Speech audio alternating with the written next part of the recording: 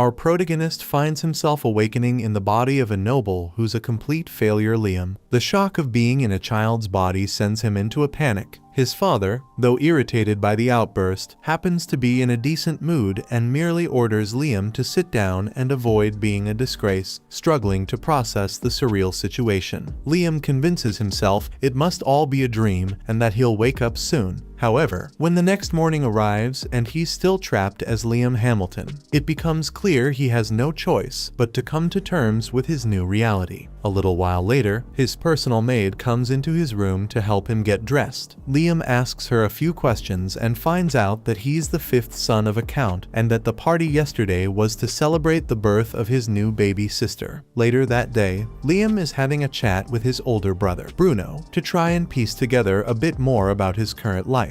He finds out that Bruno is the fourth son of the Hamilton noble family, but they are on the verge of losing their status as nobility. Essentially, there's a rule designed to stop noble families from growing too arrogant. It dictates that every noble lineage must achieve something significant within 3 generations. If not, they lose their noble status and are downgraded to commoners. As it happens, the Hamilton family is now in its 3rd generation without any noteworthy achievements, which explains why their father and the eldest son, Albravet, are so eager to make a meaningful contribution to society to secure their place as nobles. Bruno, on the other hand, doesn't really care if he ends up becoming a commoner because he's just a chill guy who doesn't give a freak. Liam is surprised by how nonchalant Bruno is about the whole situation, but to be honest, he doesn't really care either. He literally got here yesterday, so he doesn't know what to do with his life in the first place. When their tutor announces the start of magic lessons, the instant Liam hears the word magic, Liam excitedly asks if he'll learn to use magic. Surprised by his enthusiasm,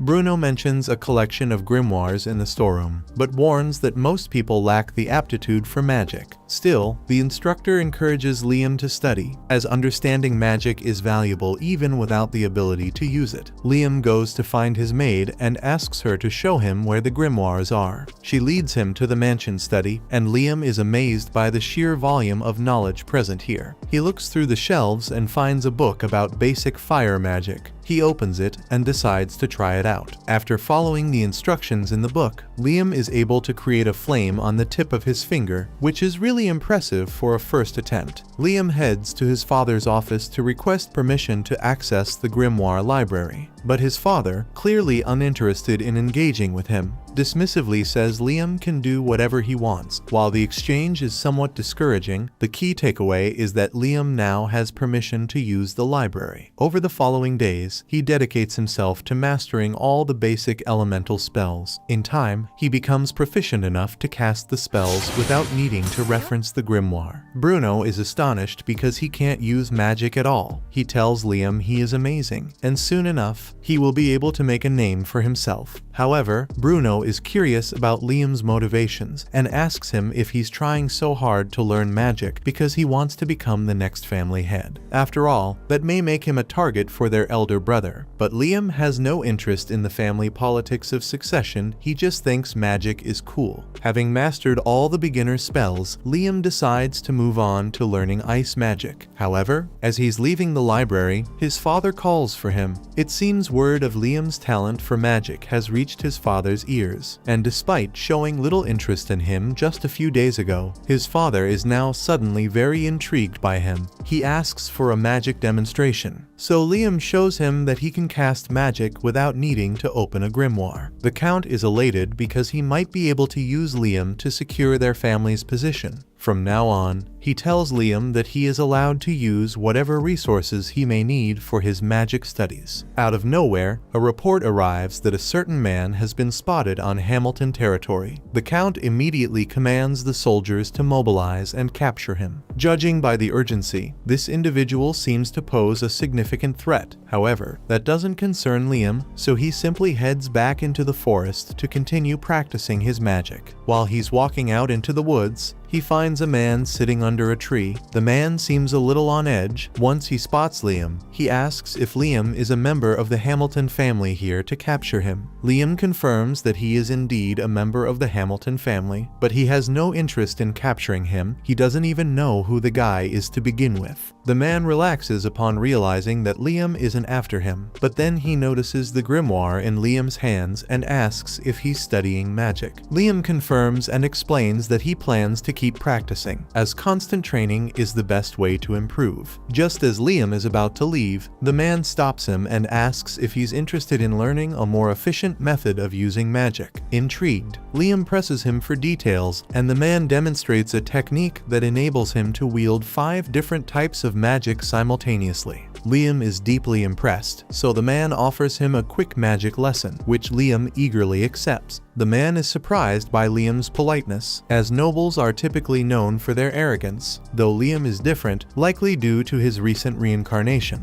For the first lesson, the man instructs Liam to draw 2 diagrams on the ground simultaneously. Liam follows the instructions and demonstrates a natural talent for it. The next challenge is expected to be much more difficult. The man instructs Liam to attempt casting 2 different spells simultaneously. Liam gives it a try, conjuring a flame cutter with his right hand and a fireball with his left. After visualizing the spells, he successfully casts them both at the same time on his very first attempt. The man is genuinely astonished, as it's incredibly rare for anyone to master this technique, especially on their first try. Encouraged by Liam's talent, the man urges him to push further and attempt casting 3 spells at once instead of 2. Liam gives it a try, and it seems to be working at first, but then his magic suddenly fizzles out, so Liam gets disappointed. However, the man assures him that he performed the technique properly, so the only reason the magic died out was because he doesn't have enough magic power in his body right now to sustain it. Casting multiple spells at once consumes an insane amount of magic power, so Liam just needs to learn to control his magic a little more to maintain the simulcast. For now, the man decides to give Liam a brief lesson on the nature of the technique. He asks Liam to sit down as he draws an illustration in the dirt. The drawing represents prime numbers, and the man explains that the multi-spell casting technique only works with these numbers. He admits he doesn't know why it works that way, but that's just how it is. Essentially, Liam can cast 1, 2, or 3 spells simultaneously, but attempting to cast 4 spells at once will fail, no matter what he tries. Right now, the man has a limit of 13 spells at once, which is unbelievably impressive. But honestly, he has enough magic power that he can easily go up to 16. However, due to the prime number rule, he can't activate any higher simulcasting until his magic power can accommodate 17 spells. Liam is currently 12. So the man is confident that with a solid training routine, Liam will be able to raise his magic power to great heights. To help him with that, the man offers him a special ring. The ring is essentially a colossal grimoire, packed with countless spells that Liam can study whenever he pleases. Excitedly, Liam slips the ring onto his finger, and over 300 spells flood into his young mind. Eager to test them out, he faces the forest and activates the wind shot spell, unleashing a powerful gust of wind. Thrilled with the result, he turns back to thank the man, only to realize the man has vanished without a trace. Just then, Liam's maid shows up and warns him that it's dangerous to be out in the woods alone right now. Apparently, there's a suspicious man on the loose, so she tells him to be careful about talking to strangers. But that aside, she came here to give him a grimoire his father wants him to have, so she hands him the book and walks off to return to the mansion. The man suddenly reappears behind Liam, prompting Liam to ask where he had gone just a moment ago. The man explains that he never actually left. He was using invisibility magic to stay hidden, as it's crucial that no one discovers him here. Moving on, he comments on how fascinating the grimoire Liam has just acquired and offers to teach him something new. He instructs Liam to open the grimoire and attempt summoning a spirit while wearing the ring he had just given him. When he summons a fire spirit, it gets absorbed into the ring. He does the same with all the other elemental spirits so he can ask for their help later. But by the time he's done, he realizes that the man is gone, and this time he won't be coming back. Before he left, he wrote a message for Liam in the dirt and told him, Keep training your magic, and you will surely become a great mage in the future. And by the way, don't snitch on me. If anyone asks, I was never here. Liam doesn't know much about the man, but there's no denying that he gained more knowledge in one afternoon than he could have ever acquired on his own. For that reason, he will always regard the man with deep respect as his master. A month after meeting his master, Liam has improved significantly in his magic skills through consistent training. Bruno is astonished to find that Liam has produced white charcoal, a difficult and valuable material requiring extreme precision, using only magic. He is further impressed when he notices Liam also has a bag of Lecro crystals. These are crystals designed to restore depleted magic power. Bruno asks if Liam created them on his own, and Liam confirms it, though he admits it was challenging to perfect the technique at first since it requires casting 5 types of magic simultaneously. However, he eventually managed to get it right. Bruno is pleased to see how talented his younger brother is, as it reassures him that Liam will likely do just fine on his own.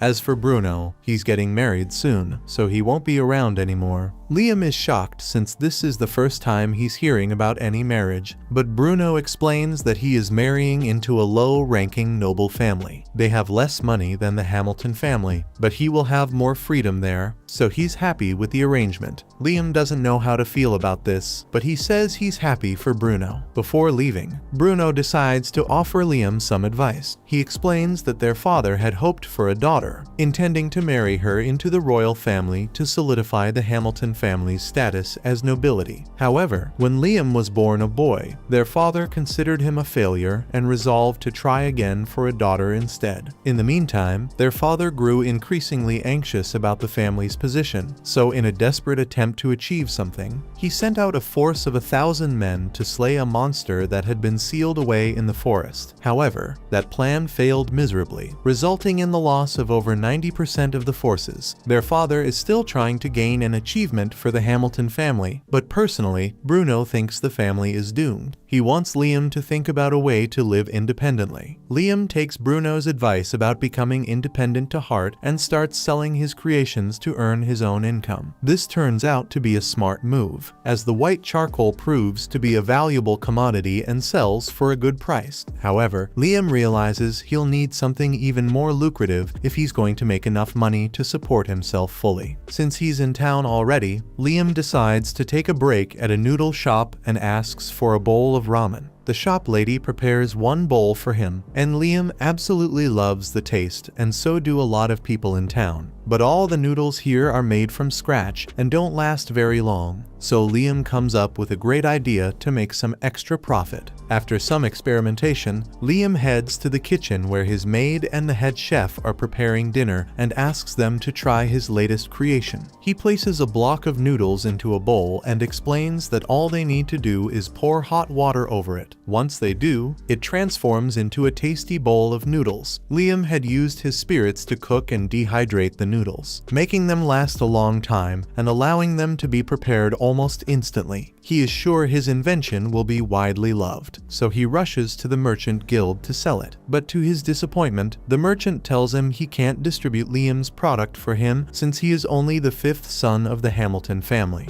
As such, he will need written permission from his father or his eldest brother, Albrecht, to sell any original goods in this land. Liam doubts he'll be able to get permission without also having to surrender his profits, so he decides to give up for now and heads home. There, it's revealed that Albrecht was the one who instructed the merchant to reject Liam's request. Unable to tolerate the thought of his younger brother being more successful than him, Albrecht is determined to do whatever it takes to sabotage Liam's efforts. However, while Liam may not be aware of his brother's grudge against him, he's determined to sell his products no matter what it takes. He decides to take some drastic measures. First, he loads a bunch of his products into an item box he created with the man's ring. Afterwards, he begins casting summoning magic, but this time, instead of summoning a spirit, he intends to use it to summon himself. At first, it seems like the spell is going to function as teleportation, but instead, Liam ends up creating a perfect clone of himself and sends it to a neighboring territory. If he's not allowed to sell his products within the Hamilton region, he decides he'll simply sell them elsewhere. A few days later, Liam receives a message from his clone detailing the impressive sales it has managed to secure. At this pace, Liam is beginning to see real potential in achieving his independence.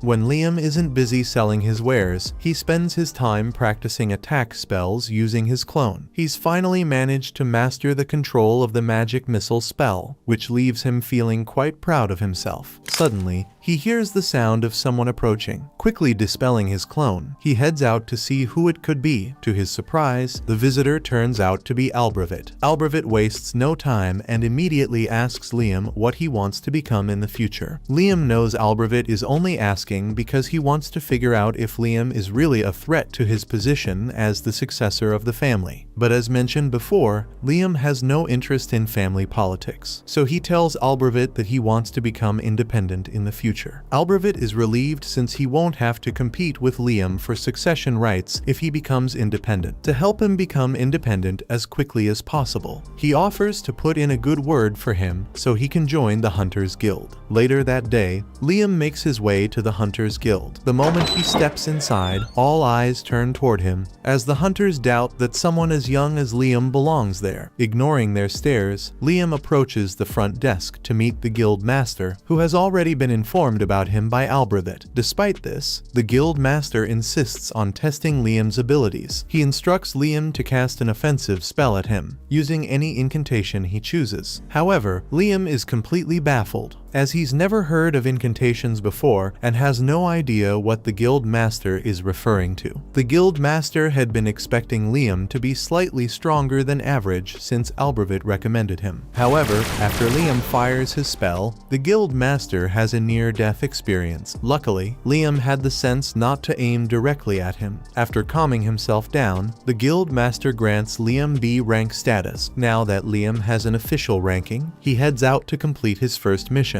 But before he leaves, he is approached by a girl. She introduces herself as Asuna and is clearly impressed by Liam's skills. She then asks if he would like to team up with her. While Liam had originally planned to venture out alone, he doesn't see any harm in having a partner, so he agrees to her proposal. Overjoyed by his response, Asuna excitedly grabs his hand and starts leading him away to get started. However, Liam is left confused, as neither of them has actually been assigned a mission yet. Asuna explains to him that missions are only handed out to parties that are a rank or higher. The rest of the ranks have to go out and slay dangerous monsters for a reward. As luck would have it, they just so happen to run into a wolf monster. Unfortunately, it turns out to be an entire pack of wolves, so Asuna isn't sure they'll be able to handle this many. Liam, on the other hand, thinks this should be an easy victory with the two of them. He asks Asuna to finish the wolves off once he has incapacitated them. Liam summons a pair of earth spirits and cleverly uses them as bait to draw the wolves' attention. When the wolves bite down, Liam commands the gnomes to expand, effectively locking the wolves' jaws in place. With the wolves immobilized, Asuna is free to take them down one by one. By the end of the fight, they've successfully eliminated a total of 42 wolves. When they present the carcasses to the guild master, he's thoroughly impressed by their teamwork and skill, so much so that he offers them a special mission. There's apparently an important person coming to town in a few days, so he wants Liam and Asuna to take out an armored caterpillar that has been blocking the path. There would be a disaster if an important person were to get hurt while visiting their town, so Liam takes this mission very seriously. They find the caterpillar fairly easily, but no matter what they try, they can't seem to kill it. All Asuna's strikes and all Liam's magic just bounce off its tough shell. If this keeps up, they'll never be able to take the thing down. During a break, Asuna jokingly remarks that the only thing capable of piercing the caterpillar's tough armor would be a meteor. Of course, she adds, there's no way they could summon a meteor strike here. Her comment sparks a brilliant idea in Liam's mind. He asks Asuna to draw the caterpillar's attention while he prepares something. Although she has no clue what Liam is planning, Asuna trusts him and begins distracting the caterpillar. Once it's in the perfect position, Liam opens his item box and releases a massive boulder, crushing the caterpillar in a single, decisive blow. The method was so effective, in fact, that they managed to kill a second caterpillar. Liam was worried there might be more caterpillars around, so he used a search spell after killing the first one, and sure enough, he found the second lurking nearby and killed it too. The guildmaster is so impressed with Asuna and Liam's performance that he offers to give them 5 times the original reward. A few days later, on the day the important guest is scheduled to arrive, Liam, Asuna, and many of the townspeople gather outside to catch a glimpse of the visitor. Liam's father and Albervit are also present to formally welcome their guest. Strangely enough, the man seems to take a particular interest in Liam. After a series of events, the man ultimately requests a private meeting with Liam, leaving him utterly confused about the reason behind it. The man introduces himself as James Stanley and wants to get straight to the point. He asks Liam how he got Raymond's ring, suspecting Liam must have stolen it. Liam gets up and yells that he would never do such a thing to his master. He explains the whole encounter he had with the man in the forest. After hearing the story, Stanley finds it really amusing since it sounds exactly like something Raymond would do. He apologizes for accusing Liam of theft since he hadn't realized Raymond took on a student. Since he's already there, Stanley decides to test just how strong Raymond's student really is. He instructs his assistant, Simon, to stand in the corner and challenges Liam to fire his most powerful spell at him. Accepting the test, Liam positions himself and begins preparing to cast his magic missiles to enhance the spell's strength. He chooses to incorporate an incantation he recently learned. This technique amplifies the magic power of a spell, with the best results coming from words that hold personal significance to the caster. Liam begins reciting the names of his favorite idols. The incantation evidently works because Liam's spell casting is boosted from the usual 7 missiles to 11 at once. Poor Simon can't handle it, so the attack breaks through his shield and he gets hit. James is impressed with Liam's capacity for high-volume magic, so he offers him a reward and says he will be granted the status of a knight. Becoming a knight signifies that Liam is now independent, meaning Albervit will likely stop keeping an eye on him since he's no longer a threat to the line of succession. Meanwhile, James, who knows Raymond quite well, points out that Raymond has a penchant for playing practical jokes. He asks Liam if he's experienced anything like that recently. Now that he thinks about it, while training to master his item box, Liam accidentally used it to drain the lake in the forest. When he did, he discovered a letter left behind by Raymond. The letter was addressed to Liam and said that Raymond had wanted to give him 100 kilograms of gold as a graduation gift, but it all sank to the bottom of the lake. Instead, he decided to turn the gold into gold dust and mix it into the river. Liam thinks it was just a waste of all that gold to dump it into the river, but from what James knows about Raymond, there's probably more to it than just a practical joke, so it might be worth looking a little deeper into it. Taking James' advice, Liam returns to the lake and decides to drain all the water again. This time, he comes up with the clever idea of using his item box to separate the gold dust from the water. As he does, a hidden door is triggered. Inside, Liam discovers a note from Raymond explaining that the maximum level grimoire hidden there is Liam's true graduation gift for solving the riddle. Raymond admits that he was never able to master it himself, but he believes Liam might be able to make good use of it. Liam takes a look at the grimoire and finds an interesting spell called Another World. After several hours of trial and error, Liam finally manages to get the spell to work. The Another World spell creates a separate dimension over which Liam has full control. He can open a gateway anywhere, and no one can enter without his permission. Liam is overjoyed by all the amazing things he could do with this spell. As soon as he has the chance, he goes out hunting with Asuna again. This time, they face off against a massive frog. Liam starts by summoning his fire spirits to attack, but their efforts aren't enough to take the frog down. In response, the frog begins charging its ultimate attack. Just before the attack lands, Liam quickly pulls Asuna into his pocket dimension, shielding them both from the frog's devastating electrocution. Once the frog exhausts all its energy, they seize the opportunity to finish it off. A little while later, they return to the guild with the frog's magic stone. The guild master can hardly believe they managed to pull it off. That quest was a rank, so he at least expected them to struggle a little, but it looks like it was barely a challenge for Liam. Asuna gets upset at the guild master because he keeps referring to Liam alone, even though she fought alongside him. The guild master apologizes, admitting that since Liam handled most of the work, he almost forgot Asuna was even part of the team. Noticing that Asuna feels frustrated about being so much weaker than Liam, the guild master suggests a solution: Liam should make Asuna his slave. Both Liam and Asuna immediately reject the idea, as becoming a slave would mean Asuna would be forced to obey any command Liam gives. However, the guild master then explains that if Asuna became Liam's familiar instead, her strength would automatically grow in proportion to his. As soon as she hears that, she's on board with becoming Liam's slave. Sure, she won't be able to refuse if Liam ends up making pervy requests, but Asuna trusts that he wouldn't do that. Even if he did, she wouldn't mind. They end up creating the contract, and once it's done, Asuna immediately disappears. Everyone is shocked, but then she reappears behind Liam and explains that she just moved really fast. After the contract was established, Asuna heard a voice in her head that told her a unique skill had been acquired: Speedster. Liam finds this idea fascinating so much so that he's eager to test it out again. However, forming familiar contracts comes with the drawback of enforcing obedience, making it difficult to find someone willing to give up their freedom in exchange for a skill. Luckily, Asuna knows just the right person for the job. They visit her friend Jody and explain the entire situation to her. Since Jody doesn't have much going on at the moment, she agrees to become Liam's familiar. After the contract is finalized, everyone immediately asks if she's unlocked a unique skill as well. Rather than tell them what it is, Jody walks out of the guild and returns with 2 sandwiches. She gives one of the sandwiches to a guy with a broken hand, and the second he eats it. His arm recovers. Jody explains that her unique skill allows her to heal people with the food she makes. A few days later, Liam has another meeting with James, who informs him that Princess Scarlet is planning to visit. Liam is baffled as to why the princess would travel all this way just for someone like him. James, however, reminds him that he successfully completed an rank quest, can cast up to 11 spells simultaneously, and has the ability to grant unique skills to others by becoming their master. The princess is especially curious to see Liam demonstrate the abilities of his slaves. However, Liam outright refuses to do anything of the sort. James is stunned that Liam would even consider rejecting a request from the queen herself. However, Liam stands firm, explaining that while Jody and Asuna may be his familiars, they are also his friends, and he refuses to turn them into a spectacle for anyone's entertainment. Realizing Liam won't change his mind, James concedes and tells him he's free to go. After Liam leaves, it's revealed that the maid who had been quietly serving them throughout their conversation was, in fact, the princess in disguise. James apologizes to the princess for Liam's refusal, but to his surprise, she finds it intriguing that Liam would defy royalty to stand up for his friends. That said, she's curious to see if he'll maintain the same stance when speaking to her directly. The following day, Liam is summoned to an audience with Princess Scarlet, who is no longer in disguise. Liam knows he must tread carefully with his responses to her. Upon entering her palace, he kneels respectfully before her, but Scarlet wastes no time and gets straight to the point. She orders a seat to be brought for Liam, and remarks that she's heard of his impressive feats defeating an armored caterpillar and a giant frog. What catches her attention the most is his ability to kill the frog without relying on high-level magic, a feat no one else has accomplished before. However, her curiosity extends further to Liam's familiars, and she promptly asks him to demonstrate their abilities. Liam can tell that she's trying to use her authority to force him to obey, but he can't accept her request. Scarlet asks him if he really intends to refuse a direct request from a noble, regardless of what the consequences may be. Liam remains firm in his answer, and absolutely refuses to turn his friends into a circus act. He is fully prepared to face Scarlet's wrath for refusing her, but to his surprise, she bursts out in laughter. Liam is the first person she has met who stays true to their morals even in the face of higher authority, and she finds that really amusing. To reward him, she declares that from this moment on, Liam will be given the title of Baron. Liam panics, feeling unworthy of such a title. But Scarlet has taken a liking to him, and as the princess, she can do as she pleases. With this decision, Liam's family will not lose their noble status. But Scarlet has something else in mind for him. She offers him a familiar contract grimoire, which excites Liam far more than the prospect of becoming a baron ever did. Overjoyed, he thanks Scarlet sincerely and happily sets off to begin practicing with his new grimoire. A little while later, Liam is sitting out in the forest while reading the grimoire, and he is able to use the spells inside pretty easily. However, until he masters the book, his contracts won't be permanent. While he's still practicing, he notices Bruno walk up to him and is really surprised since Bruno got married and left home a while ago. Liam asks Bruno why he's here, but Bruno doesn't have a specific reason. He just wanted to come hang out with his brother, mainly to congratulate Liam in person for becoming a baron since it's a massive accomplishment. Bruno tells Liam that he basically outranks their father now. Liam doesn't understand what he means since their father is a count and Liam is only a baron. Bruno explains that although barons rank below counts, this country divides nobles into distinct categories: those who achieve something significant and earn their titles through merit, and those who simply inherit their rank. Naturally, the nobles who earn their titles are held in higher regard. Liam hadn't realized this was how the system worked, but even if it means he now outranks his father, it doesn't matter much to him since his main focus is on learning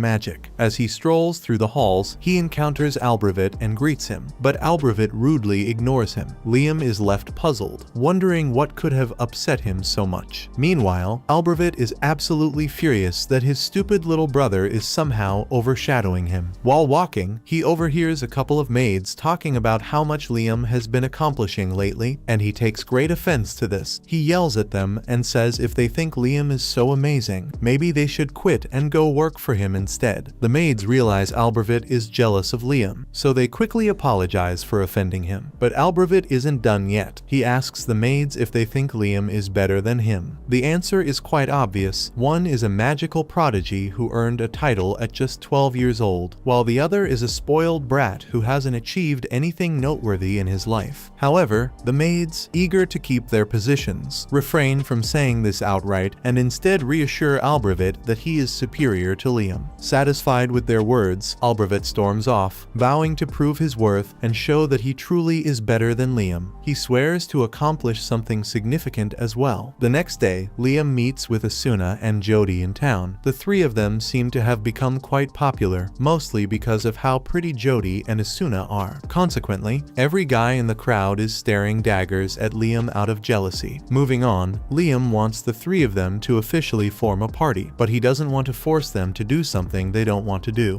so he asks if they're okay with it. Neither Asuna nor Jody have any reason to object to Liam's idea, so they agree to form a party with him. Later that day, they all head out into the forest on a mission. Jody fires her bow, landing an arrow in a wolf's neck, and as it weakens, Asuna charges forward and finishes it off with her sword. Liam praises Asuna, noting how much faster she has become since becoming his familiar. On the topic of improvements, Jody points out that she no longer suffers from old lady vision thanks to the contract making her young again. Liam jokingly asks if having improved vision is always a good thing. For Jody, the answer is a resounding yes, especially as an archer. Better eyesight is invaluable. Hearing this, Liam raises his hand and casts an enhancement spell on Jody's eyes, greatly increasing her ability to see farther than ever before. Asuna asks Liam about what he just did, so he explains that he just used a basic enhancement spell to give Jody better vision. Asuna thinks that sounds really cool, so she asks Liam to cast an enhancement spell on her as well. However, Liam doesn't think that's such a good idea. He could probably enhance Asuna's combat power, but it would be risky since there's a high chance she would break her bones under the stress of her new strength. Something like boosted vision, on the other hand, has no real drawbacks. With her 20/20ths vision, Jody can practically snipe anything within the range of her bow, and it's all thanks to Liam, so she's really grateful. After a long day of hunting, Liam and his group return to the guild, only to find the place in utter chaos. Curious and alarmed, they ask what happened and are informed that Albrecht caused a massive disaster by breaking the forest seal. Liam quickly pieces together that Albervit must have tried to defeat the monster sealed in the forest, driven by his twisted jealousy. Feeling partly responsible for what happened, Liam rushes to the forest to assess the damage. When he and the others arrive, the scene is far worse than they could have anticipated. Dozens of soldiers lie severely injured, and many more have already lost their lives. Liam is utterly horrified by the devastation. He then spots Albervit lying on the ground, injured, and runs over to check on him. However, as soon as Albervit sees him, he gets up in a frenzy and starts yelling that he hasn't failed yet. Just then, the guild master takes a stick and whacks Albervit over the head, stating that the situation is already crazy enough as it is, and he doesn't need a crazy, insecure noble running around. Once Albervit is taken away, the guild master approaches Liam and tells him he's glad he came. Asuna asks him about what's going on, so he explains that the dragon fiend Radon used to be sealed inside these woods thanks to the hard work of Liam's great-grandfather. However, Albervit undid that seal in a failed attempt to kill Radon, so it's now on the loose. They know how to reseal the beast, and the guild master has already assembled everyone needed for the task. However, one major obstacle stands in their way: Radon's offspring. The young Radons are the true culprits behind the devastation seen here. If the smaller ones can cause such destruction, it's terrifying to imagine the havoc the real Radon could unleash. Fortunately, having been sealed away for so long, Radon will take about a week to recover his full strength and launch an attack. If they can reseal him before that happens, they might be able to prevent a catastrophe. Liam plans to help as much as possible, so he races over to Radon's location and finds him being guarded by the three little Radons. The little Radons aren't that big, so Asuna decides to try her luck and runs in for an attack. However, as she does so, one of the little Radons shoots a fireball at her. Although she manages to dodge it, the tree behind her gets completely vaporized. Liam then tries using his magic missiles to attack, but the Radons use their fireballs to counter. Liam doesn't know what to do anymore. His strongest attack spell did not affect them. Still, Liam has one last trick up his sleeve. He commands Asuna to grab Jody and get away. As the Radons charge toward him, Liam opens his another world gate just in time, causing them to fall in and trapping them inside. The guild master is stunned that Liam managed to defeat all three of the young Radons on his own, and Liam himself can hardly believe it. It was an incredibly close call, with the little Radons no longer posing a threat. The guild master orders everyone to begin the process of resealing Radon once more. While that's going on, Asuna and Jody return to Liam's side, and he's relieved that they are all right. They ask him about the spell he used to defeat the little Radons, so Liam explains that it's a spell that creates a separate dimension. He trapped the little Radons in there, but there's no risk of them escaping since, at his current level of mastery, whenever he closes the gate, everything inside the dimension disappears. At that moment, Liam hears a voice in his head, and in the blink of an eye, he is pulled into Radon's mind. Radon addresses Liam as a human with an immense soul and demands to know who he truly is. Confused, Liam insists that he's just an ordinary human. However, Radon is unconvinced, pointing out that Liam's body and soul are clearly mismatched. This leads Liam to consider that Radon might be referring to his reincarnation into the body of Liam Hamilton, sparking hope that Radon might hold some answers about the mystery. Unfortunately, Radon reveals that he knows nothing about it. However, what he does know is that Liam's life is bound to be an interesting one, so he offers to make a deal with him. Radon wants to accompany Liam through his life and promises that he will not bring any harm to Liam or those around him if he agrees. In fact, he offers to help Liam build on top of the skills he already possesses. Liam doesn't sense any animosity coming from Radon, so he ends up agreeing to the deal. All of a sudden, Radon's body dematerializes and is absorbed into Liam's soul, leaving a dragon mark on his hand. Liam can feel the power of Radon flowing through his body, so he decides to do a little test run and fires his magic missile into the sky. To his surprise, he is now able to control and fire 17 spells at the same time. It must be thanks to the power boost Radon granted him. However, wielding Radon's power appears to have some unintended consequences, as everyone around Liam starts experiencing severe headaches from the overwhelming density of his mind. mana. Realizing that he is the source of their discomfort, Liam quickly suppresses his mana and apologizes for his thoughtlessness. To demonstrate his sincerity, he offers the guild master 10 kilograms of gold dust, instructing him to use it to cover the medical expenses for those who were seriously injured during the battle. Later that night, Liam has a meeting with his father. His father is really grateful for what Liam did, as it prevented a great disaster caused by Albrecht's close-mindedness. He also heard that James is still in town, so word of Liam's great accomplishment should reach the royal capital soon enough. That night, Liam goes to bed, and by the time he wakes up the next morning, he discovers that 2 new spells have appeared in his mind. Filled with excitement, he hurries outside to test them. After several hours of practice, he manages to successfully cast one of the spells, summoning a small radon. With some additional practice, Liam is confident that he can train the little radon to be effective in combat. But for now, it's nothing more than an adorable pet. While Liam is playing with the little radon, Princess Scarlet happens to walk up behind him. She immediately recognizes the magic Liam just used as holy magic. Scarlet already knew Liam was impressive, but to think he would be capable of using holy magic at such a young age amazes her. Anyway, that's not why Scarlet is here today. She is here to give Liam his reward for defeating the Dragon Fiend. Scarlet had personally hoped to grant Liam a higher noble title, but the other nobles strongly objected to the idea of a landless child receiving so many promotions in such a short time. As a compromise, she decides to award him the Order of the Phoenix, 3rd class. While present, she also expresses interest in hearing how Liam managed to defeat the dragon, as the specifics of his achievement might require her to officially declare him a national hero. The princess is utterly horrified when she learns that Liam absorbed the Dragon Fiend. She immediately questions whether she had been completely wrong about him. However, having witnessed him use holy magic moments before, she hesitates to make any definitive judgment. Regardless, she firmly instructs Liam to keep that detail a closely guarded secret at all costs. The following day, Liam is presented with a chest containing 3,000 gold coins as hush money. He's not entirely sure why the princess is so adamant about keeping him quiet, but he decides it's best to go along with her wishes for now. Of course, he had already received his hush money from the princess. Growing suspicious, James called for a meeting to question Liam about what happened. Liam initially tries to brush it off, denying that anything noteworthy occurred. However, for the princess to pay him such a large sum of hush money, it must have been a significant secret. James presses him further, and eventually, Liam cracks under the pressure, admitting that he can use holy magic. To prove it, he demonstrates one of his spells and explains that it can remove all negative status effects, including petrification and poison. James finds this incredible, though it's not entirely surprising, given that holy magic is regarded as a divine act of God. James asks Liam if he knows anything about the War of the Three Dragons, but Liam doesn't. So, James begins recounting the tale. Long ago, there was a battle between 3 mighty dragons that raged on until only one emerged victorious. According to legend, the dragon's triumph was largely attributed to its use of holy magic. Afterward, the dragon supposedly joined forces with a human, and its magic was instrumental in founding this kingdom. When James says join, Liam's first thought is that the dragon and the human got married and had children, but that's not the case. James clarifies, pointing out that Liam himself is a perfect example of what it means to join with a dragon. Now that he mentions it, Liam recalls that Radon did merge with his body, so technically, the two of them are joined. James tells Liam that he's essentially recreating the legend of this nation's founding. While that's undoubtedly incredible, there are more urgent matters to address. The Hamilton family's noble status was earned through their grandfather's supposed achievement of sealing away a dragon fiend. However, it has come to light that Radon was not a dragon fiend at all, but rather the founding dragon of the nation. This means Liam's family unjustly sealed the nation's founder. If this revelation were to become public, the Hamilton family's noble status would almost certainly be stripped away. Liam is determined to prevent that, knowing how desperate his father and Albrecht are to preserve their position. But there's something that James is even more concerned about, since there's a chance that Radon is angry about being sealed away, so he may be plotting his revenge against their nation. However, Liam has a little chat with Radon in his head, and Radon says he has no intention of retaliating against the humans, so all he is interested in is watching Liam develop. James says because this is terrific news, and it wouldn't be a stretch to say that Liam is the savior of the kingdom for being able to grab the attention of Radon. A short while later, Liam arrives at the guild, but before he can step inside, the girls pull him away. Confused, Liam waits until they're a good distance from the guild before asking what's going on. They explain that the guild is overflowing with applicants trying to join their party after hearing about Liam's defeat of a dragon fiend. Many of them had been pleading with Asuna and Jody to convince him. The two of them compiled a list of all the potential candidates, though, to be honest, none of these adventurers seem particularly impressive. Still, as the party leader, the final decision rests with Liam. After that, Liam decides to head back to his house to read through the list. But as soon as he walks through the door, one of the maids says she has something to show him. These are all requests from the girls of various noble families because they want to become Liam's wife. Liam had kind of expected this to happen since he's popular now, but this many is more than he's prepared to handle. Even his brother is bringing him a letter at this point. But thankfully, he's not the one trying to marry Liam. It's one of the relatives of the family he married into. While they're talking, Bruno asks Liam what he did, as it's definitely not normal to receive so many marriage proposals at once, even if he did defeat a dragon. The only people Liam has confided in about the holy magic are the princess and James. But the large sum of hush money the princess gave him has led the other nobles to suspect that something significant is going on with him. It's a bit of a hassle, but Liam can't deny that he's thoroughly enjoying all the newfound popularity. Later that day, Liam heads out into the forest with Jody and Asuna because he has something he would like to show them. He opens his pocket dimension, and upon entering, Asuna and Jody find a huge house in the middle of the room. Liam explains that he had a carpenter build it, and then he moved it in here using his item box, and that's all impressive. But Asuna is concerned that the house will just disappear like what happened with the little Radons back then. Liam explains that he has fully mastered this spell, and nothing inside will disappear anymore, which is why he put all this stuff in here. Liam gives Asuna and Jody a tour of the house, and they both seem to be enjoying it. However, Jody points out that the constant brightness in the place would make it difficult to fall asleep. This gives Liam an idea. He decides to summon a shade spirit to darken the area. While it does work, it works a little too well, plunging the entire house into complete darkness. To fix this, Liam summons a fire spirit to light the fireplace, but the result still looks more like a setting straight out of a horror movie. So he asks the shade if it can control the level of darkness it creates. Unfortunately, the shade is low level, so it doesn't have control over its darkness, and although a mid-level shade would be able to do it, Liam hasn't learned the spell to summon one yet. Asuna thinks it's a real shame that the low-level shade can't just become a mid-level one. That's when Liam remembers that his familiar contracts level people up, so he forms a contract with the shade, and it indeed levels up. The shade thanks Liam for forming a contract with it, and now as a mid-level spirit, adjusts the darkness in the area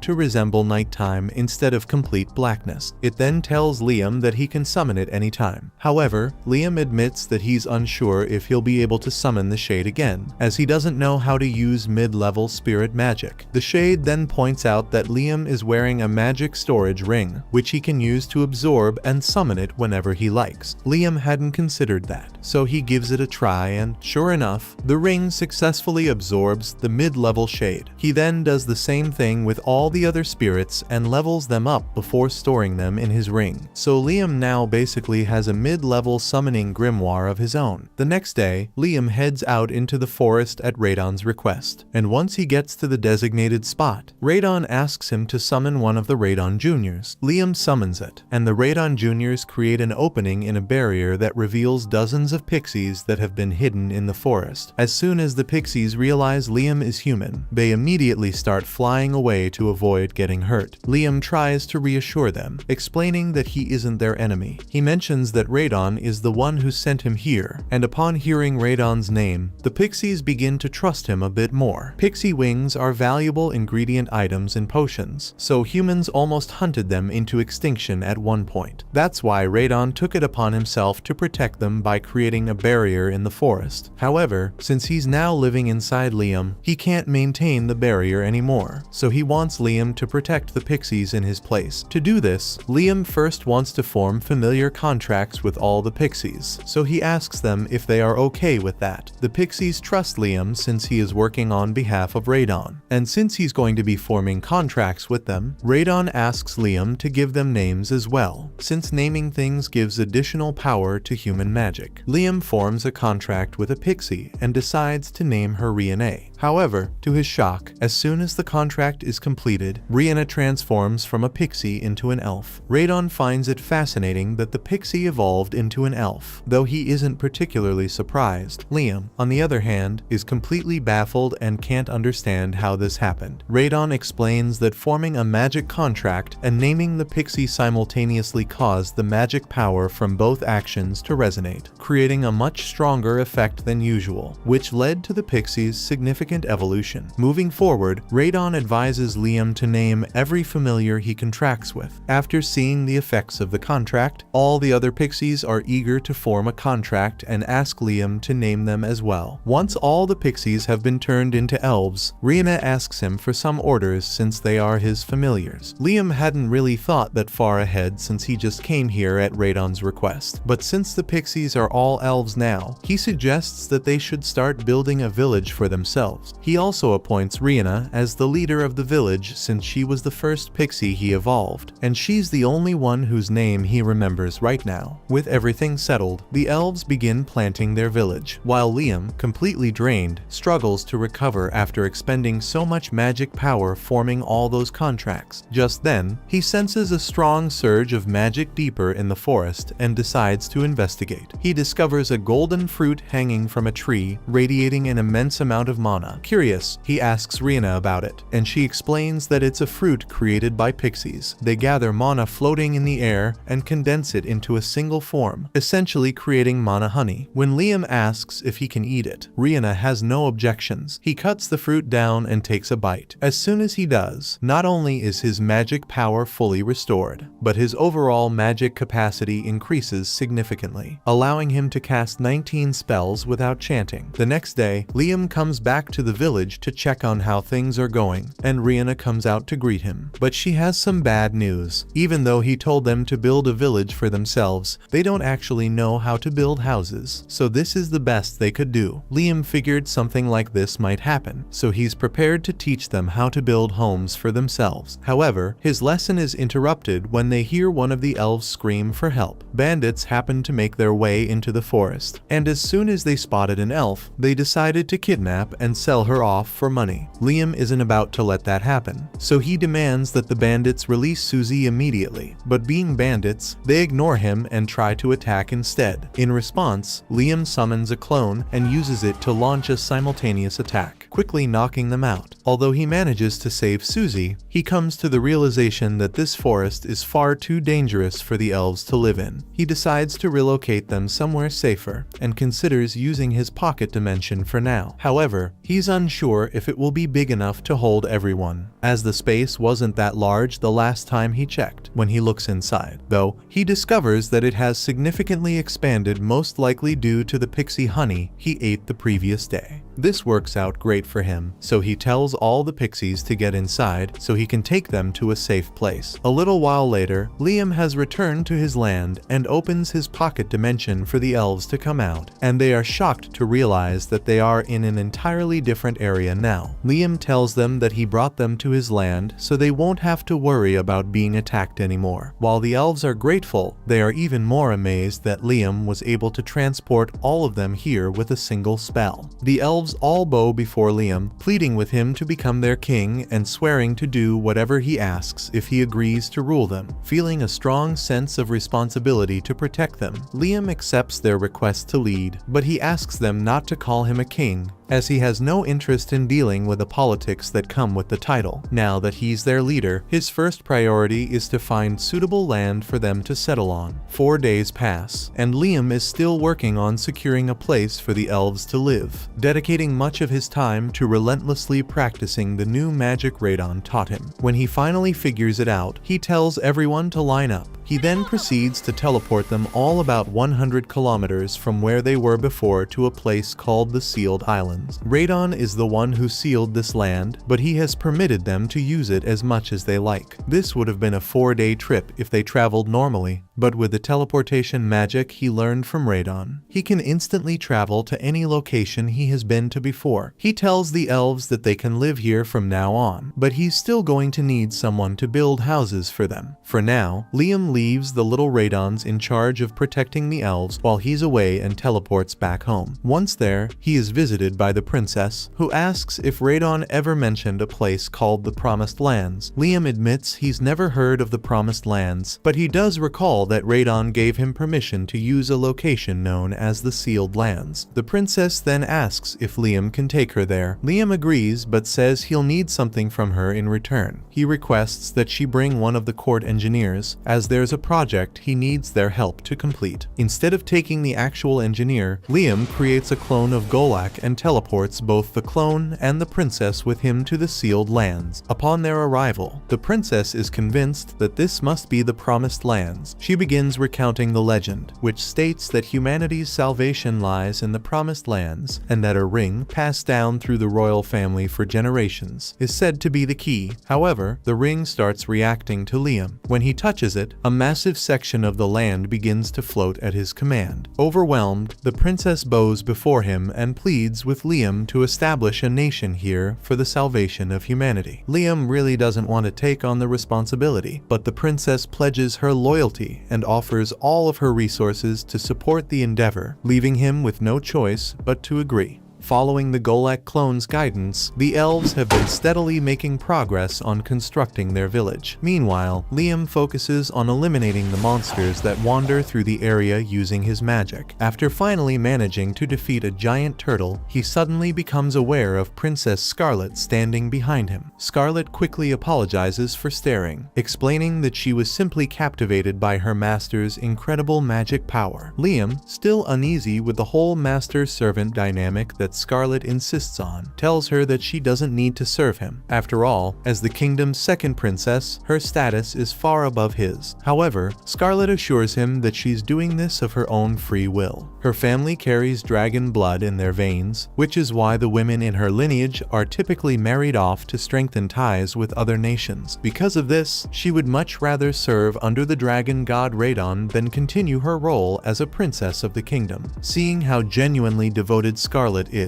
Radon takes a liking to her and instructs her to walk 1 kilometer north, hinting that she'll find something there that may interest her. Following Radon's instructions, Scarlet and Liam make their way through the forest until they come across the entrance to some ancient ruins. Venturing inside, they discover a massive metal dragon resting in the center of the room. As they step closer, the dragon suddenly stirs and appears ready to attack. Confused, Liam quickly turns to Radon and asks what's going on. Radon explains that this creature is one of the guardians he created, and it will undoubtedly attack them. However, if Liam can remove one of the ancient letters inscribed on its forehead, the dragon will become a loyal companion. That sounds simple enough, so Liam quickly teleports to the dragon's forehead and, using a holy lance, successfully pierces one of the letters, instantly disabling the dragon's defense mode. The dragon instinctively reacts to the dragon blood running through Scarlet's veins and chooses to obey her. Overjoyed, Scarlet gladly accepts the dragon as her guardian. However, when Liam mentions that he's heading back to the surface, Scarlet decides to stay behind for a while, as she doesn't want to leave her dragon alone until it has fully recovered from the wound caused by Liam's attack. Liam still can't get used to the idea of having someone as important as Scarlet serve him, but Radon suggests that Liam just needs to become someone equally as important. That way, it wouldn't be awkward anymore. But that's definitely easier said than done. At that moment, Liam senses a disturbance coming from the direction of the village the elves are constructing, so he immediately teleports over to investigate. To his shock, He arrives to find the village completely devastated. The elves inform him that the destruction was caused by a sudden attack from a group of wolfmen, and just as they finish explaining, the wolfmen reappear, demanding that the intruders leave this sacred land at once. Liam can tell that the wolfmen have mistaken them for intruders, so he tries explaining that they were given permission to stay here. But before he could say anything, the wolfmen proceed to attack him,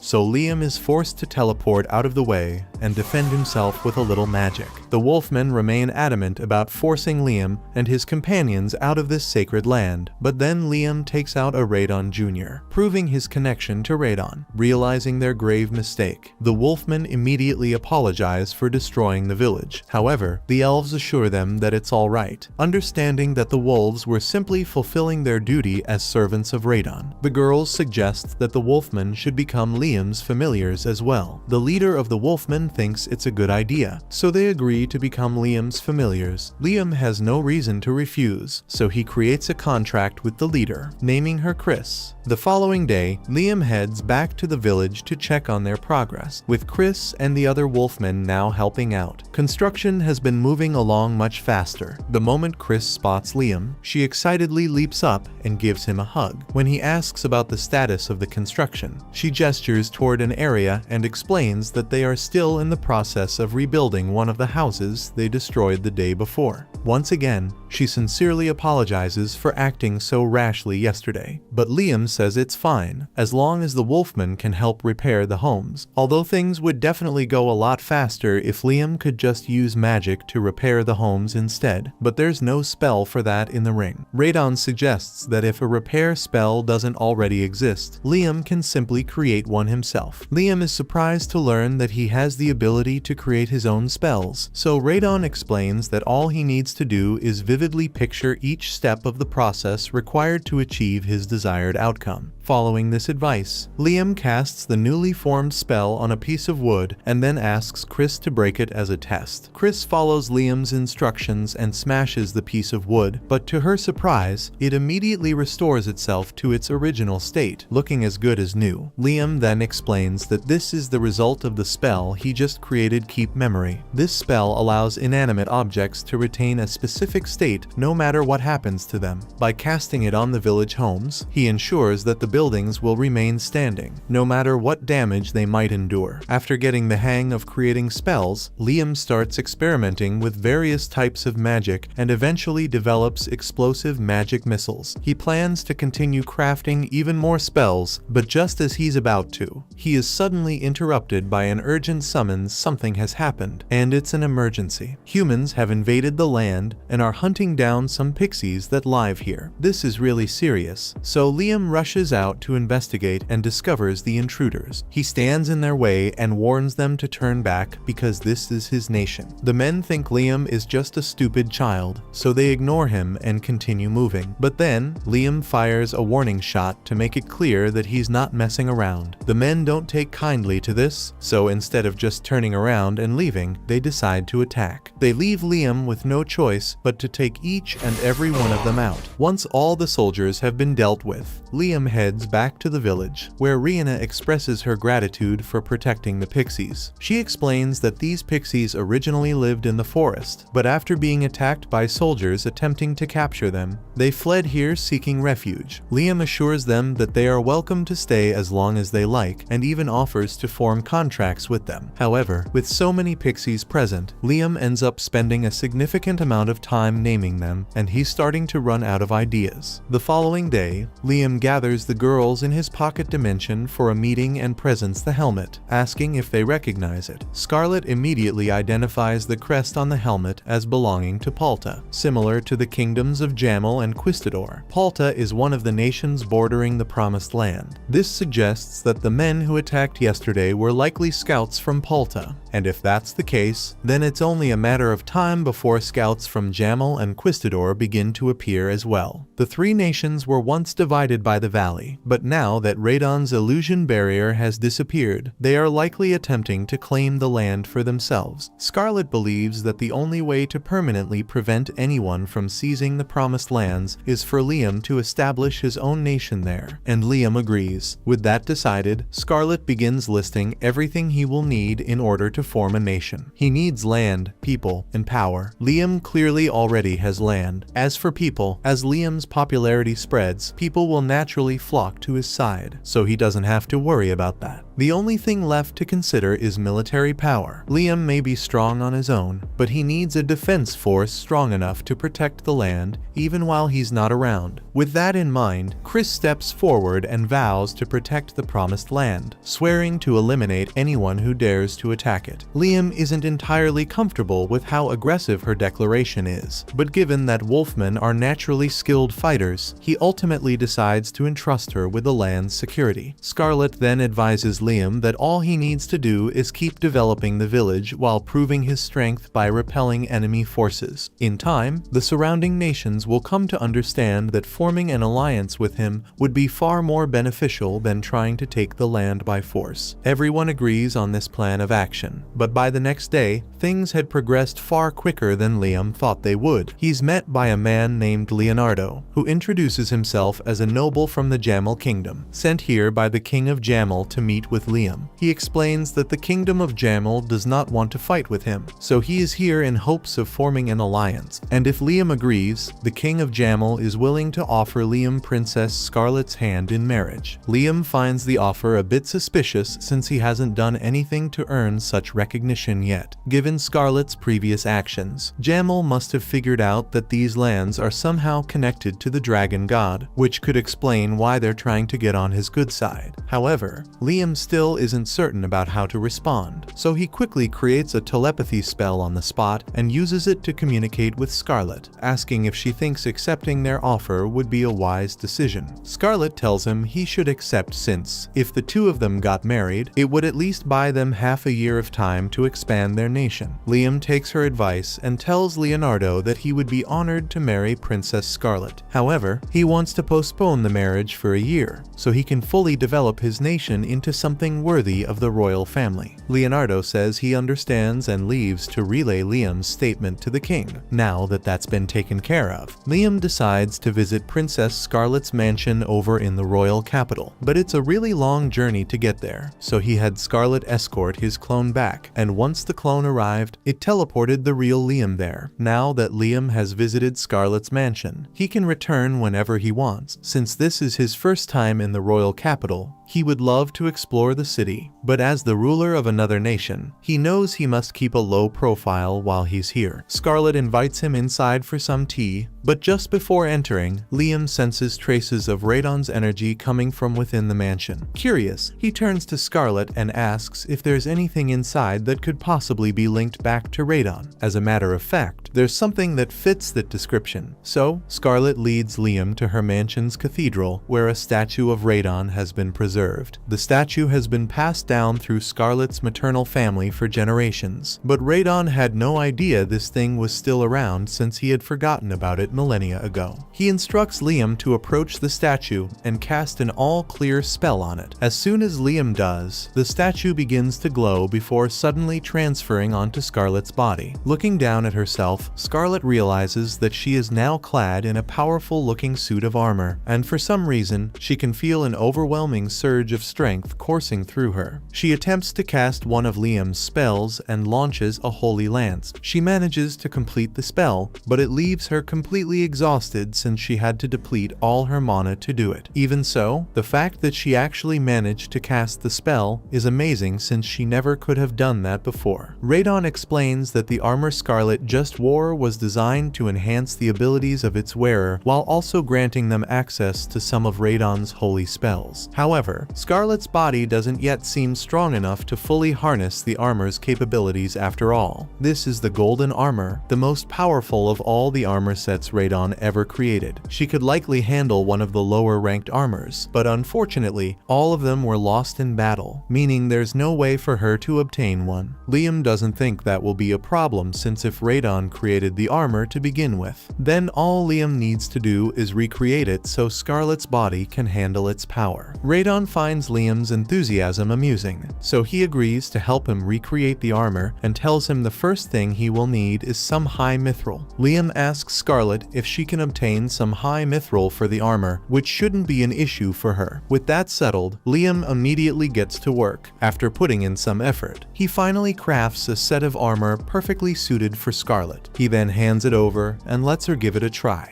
First, she needs to establish a contract with it, so Liam instructs her to spill some of her blood onto the statue. Once Scarlet follows his directions, her body is once again enveloped in magic armor, only this time she can cast Radon's spells without collapsing. Radon is impressed by how effortlessly Liam was able to replicate his armor. Since they're on the subject, Radon tells Liam about the most powerful armor he ever created, the Ruin Guardian. This is the very set he wore during the War of Gods years ago, and he urges Liam to give it a try, believing that he might be capable of handling it. Liam and Scarlet teleport back to the village, where Liam drips a drop of his blood onto the Guardian Radon before forging a contract with it. The Guardian Radon then transforms into armor, which Liam equips, enabling him to unleash 37 magic spells simultaneously. However, performing such a feat pushes Liam to his limits, causing him to collapse from mana exhaustion. Scarlet rushes over to check on him, but Liam reassures her that he's fine. Radon is highly impressed that Liam survived, as only 3 people have ever made it out alive after wearing that armor, and Liam is the first to successfully cast a spell while using it. If Liam can fully master the armor, he would possess the power to rule the world. Liam utilizes a few mana crystals to restore his energy, and while the Guardian armor proves to be quite useful, he decides to pause his training with it for the time being, storing it in his item box. Afterward, he teleports Scarlet back to the capital before teleporting himself to the village to check on the situation. At first glance, everything appears to be running smoothly, but suddenly, Rihanna approaches him with urgent news. It seems that a group of trolls has been sighted living near the village, and while this wouldn't usually be a problem, trolls tend to be either extremely friendly or highly aggressive. Unfortunately, the ones nearby belong to the latter category. They could become a serious threat to the village, but with emissaries from other kingdoms continuing to arrive, the best course of action would be for Liam to persuade them to join his village, preventing any potential conflicts between the trolls and humans. Liam makes his way to the trolls' location to see if he can negotiate with them, and upon his arrival, he is immediately confronted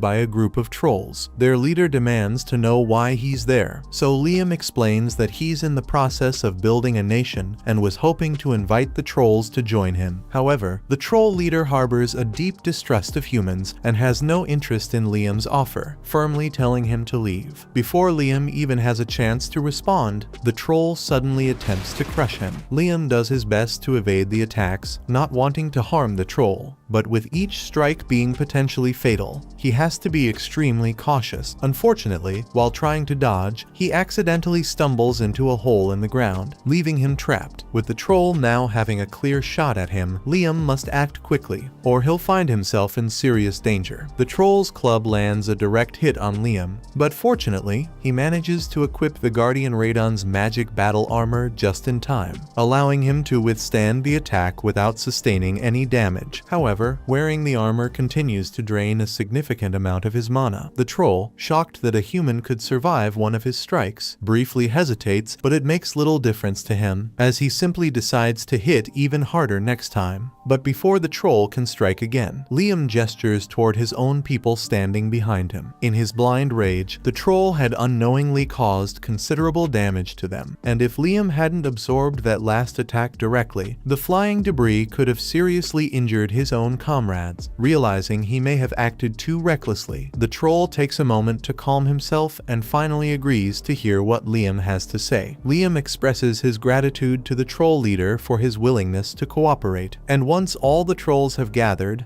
he begins explaining his intentions. He tells them that he is in the process of building a village nearby, which currently consists mostly of elves and werewolves. However, there is a strong possibility that many humans will arrive in the future. In the worst-case scenario, tensions could escalate into conflict, leading to the humans hunting down the trolls, something Liam wants to prevent. To avoid such a situation, he proposes that the trolls join his village. The troll leader understands what Liam is saying, but he wants to see Liam's village in person before he makes any decisions. Liam is fine with that, so he teleports all the trolls into the village, and the trolls are all amazed by what they see. But then, the troll leader gets spotted by Chris. The two clearly recognize each other, and the moment she sees him, she rushes forward and knocks the troll to the ground with a powerful kick. Liam, completely baffled by what just happened, turns to Chris for an explanation. She casually informs him that she and the troll have a long history together. In short, they find each other incredibly irritating, and without fail, every time they cross paths, it results in a fight. So far, Chris has defeated him 307 times, while the troll has managed to best her 378 times. Speaking of which, Chris expresses her disappointment in their last battle. Noting that the troll barely put up a fight, she questions whether he's gotten weaker, but Liam quickly reminds her that she evolved into a werewolf. The troll didn't become weaker, she simply became stronger. Frustrated by the realization that Chris is now too powerful for him to challenge, the troll sulks, but Chris offers a solution. She explains that her strength increase came from forming a contract with Liam and suggests that he do the same if he wants to level the playing field again. The troll agrees, so Liam forms a contract with him and names him Guy. The contract causes Guy to evolve from a troll to a Gigas, and while he may have gotten smaller, Liam can tell that his power increased dramatically. Now that Guy is stronger, Chris says she wants a redo of their battle, so she attacks Guy, and this time, he's able to block the attacks and counter them. It might look like an ordinary fight, but with her current level of strength, even a single punch or kick from both could be lethal to a normal person, leaving the other trolls watching in awe. Seeing their reaction, Liam mentions that he can grant them names as well if they're interested. The trolls eagerly accept his offer, and now Liam finds himself tasked with coming up with 50 more names in an instant. Once all the trolls have formed a contract with Liam, he asks them to do a small favor for him. So they head back to the canyon and begin collecting huge rocks for him. Guy and the other trolls get to work for him, and Chris tries to help as well, but she is nowhere near as strong as Guy, so he tells her to just leave the manual labor to him. She refuses to back down, but in the end, it's her legs that give out instead.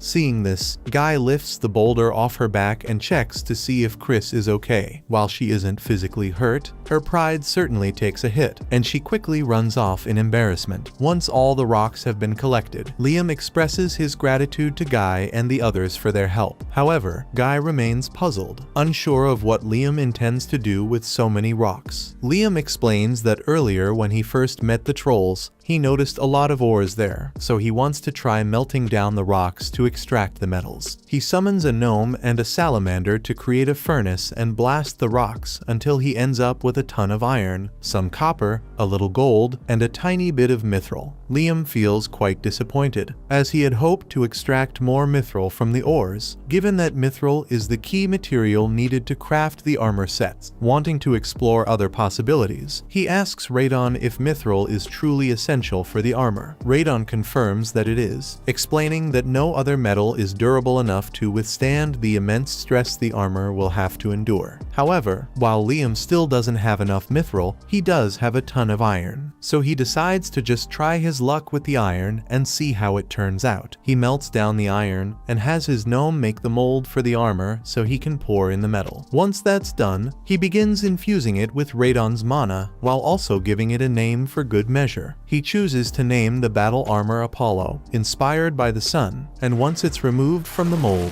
it becomes clear that the Apollo battle armor was designed in the shape of the sun. Liam believed that giving it a name that aligned with its form would make it more meaningful, and it seems his intuition was correct, as the armor's creation turned out to be a success. However, Liam runs into a separate problem that evening. Even though he successfully made battle armor out of iron, he still needs to come up with individual names for the armor sets for them to work, and he is all out of ideas for good names. After racking his brain all night, Liam was able to make 15 sets of armor, so he decided to distribute them evenly among the elves, werewolves, and trolls. Everyone assembles outside to put their new armor to the test in mock battles, with both Guy and Chris clearly enjoying themselves as they feel stronger than ever. Meanwhile, a group of bandits unknowingly wanders into the forest, and the moment they lay eyes on the elves, they instantly hatch a plan to capture and sell them for profit. However, they must be out of their minds because they think it's a good idea to threaten the elves here, even though there's a group of trolls and werewolves right next to them. The leader of the bandits declares that he will be taking the elves with him, and as long as they cooperate, he won't have to hurt them. Liam considers stepping in, but before he can make a move, Rihanna stops him and insists that they handle this themselves. She then calls over Mina, one of the weakest elves, and instructs her to take care of the bandits. Under normal circumstances, Mina wouldn't even be able to hurt a fly, but thanks to the armor Liam provided, she effortlessly knocks out all the bandits in an instant.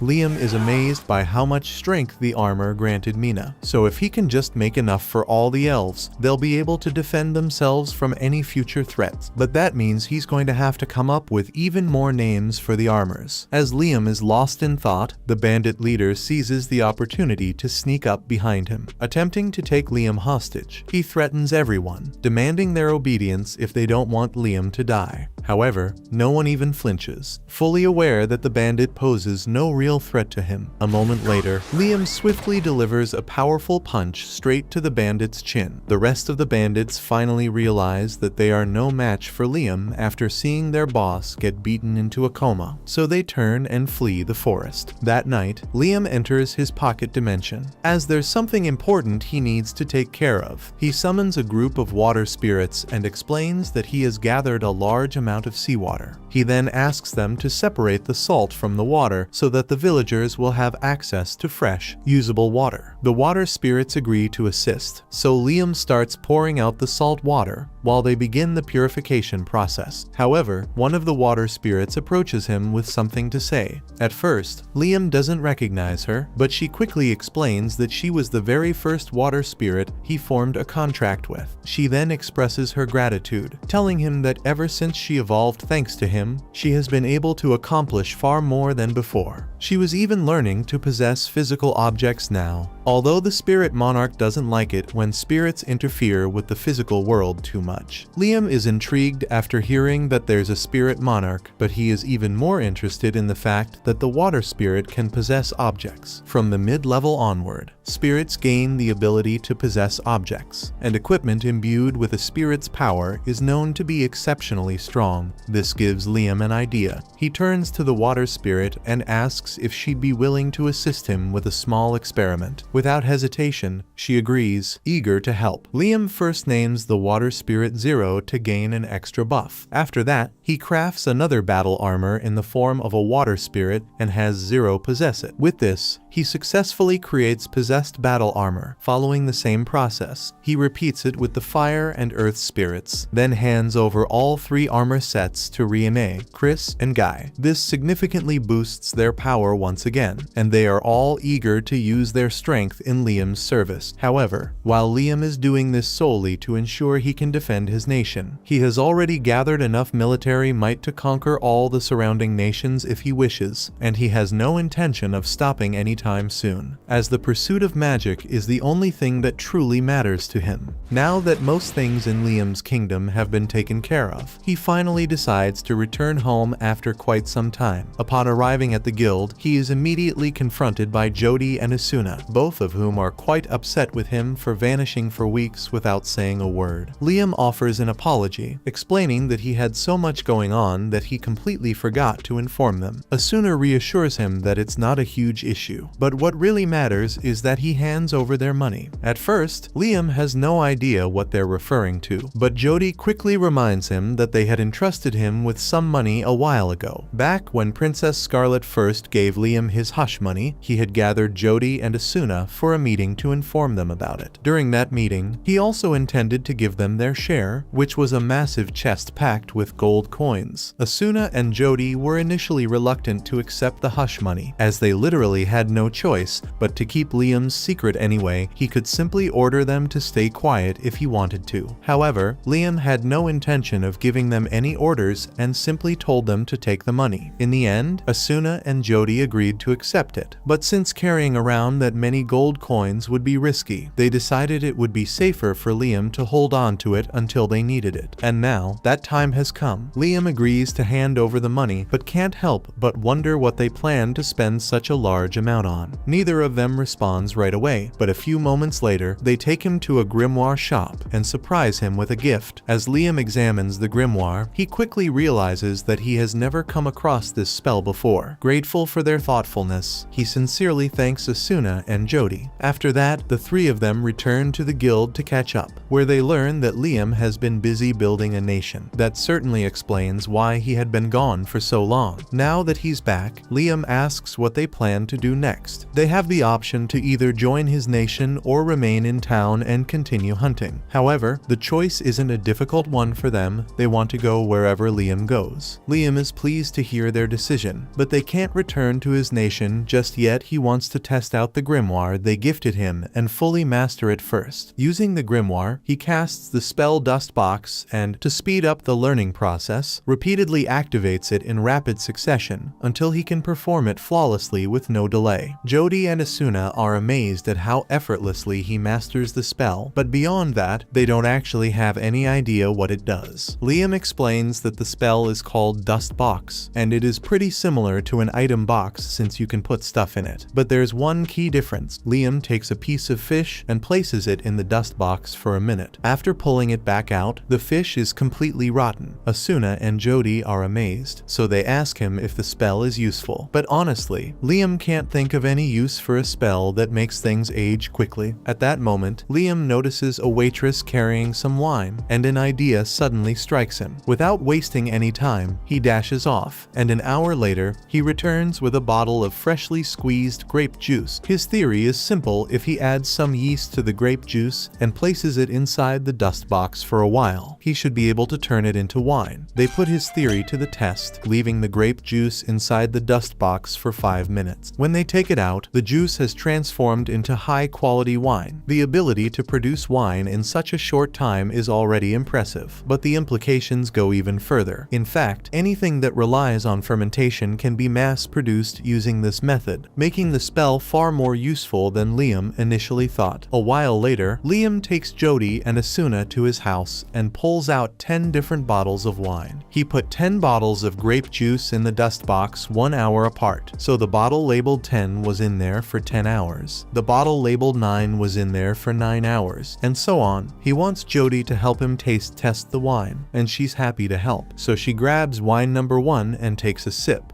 Then number 2, then 3, 4, all the way to 10. In his past life, Liam had quite a fondness for alcohol, so he can't help but feel a bit envious that Jody gets to enjoy the wine instead of him. After finishing her tasting, Jody excitedly remarks that the bottle aged for 1 hour has the taste of a 1-year-old wine, while the bottle aged for 10 hours resembles a 10-year-old wine. This confirms that every hour inside the dust box equates to a full year of fermentation. Now that Liam has figured this out, he can significantly optimize his production process. Asuna feels a pang of jealousy that Jody is the only one allowed to taste the wine. But since Jody is an adult while she and Liam are still too young, there's nothing she can do about it. With his experiment now complete, Liam takes Jody and Asuna to his nation, where he introduces them to everyone. The villagers warmly welcome them, and to celebrate their arrival, they organize a grand feast in their honor. Various species contribute their favorite dishes to the banquet.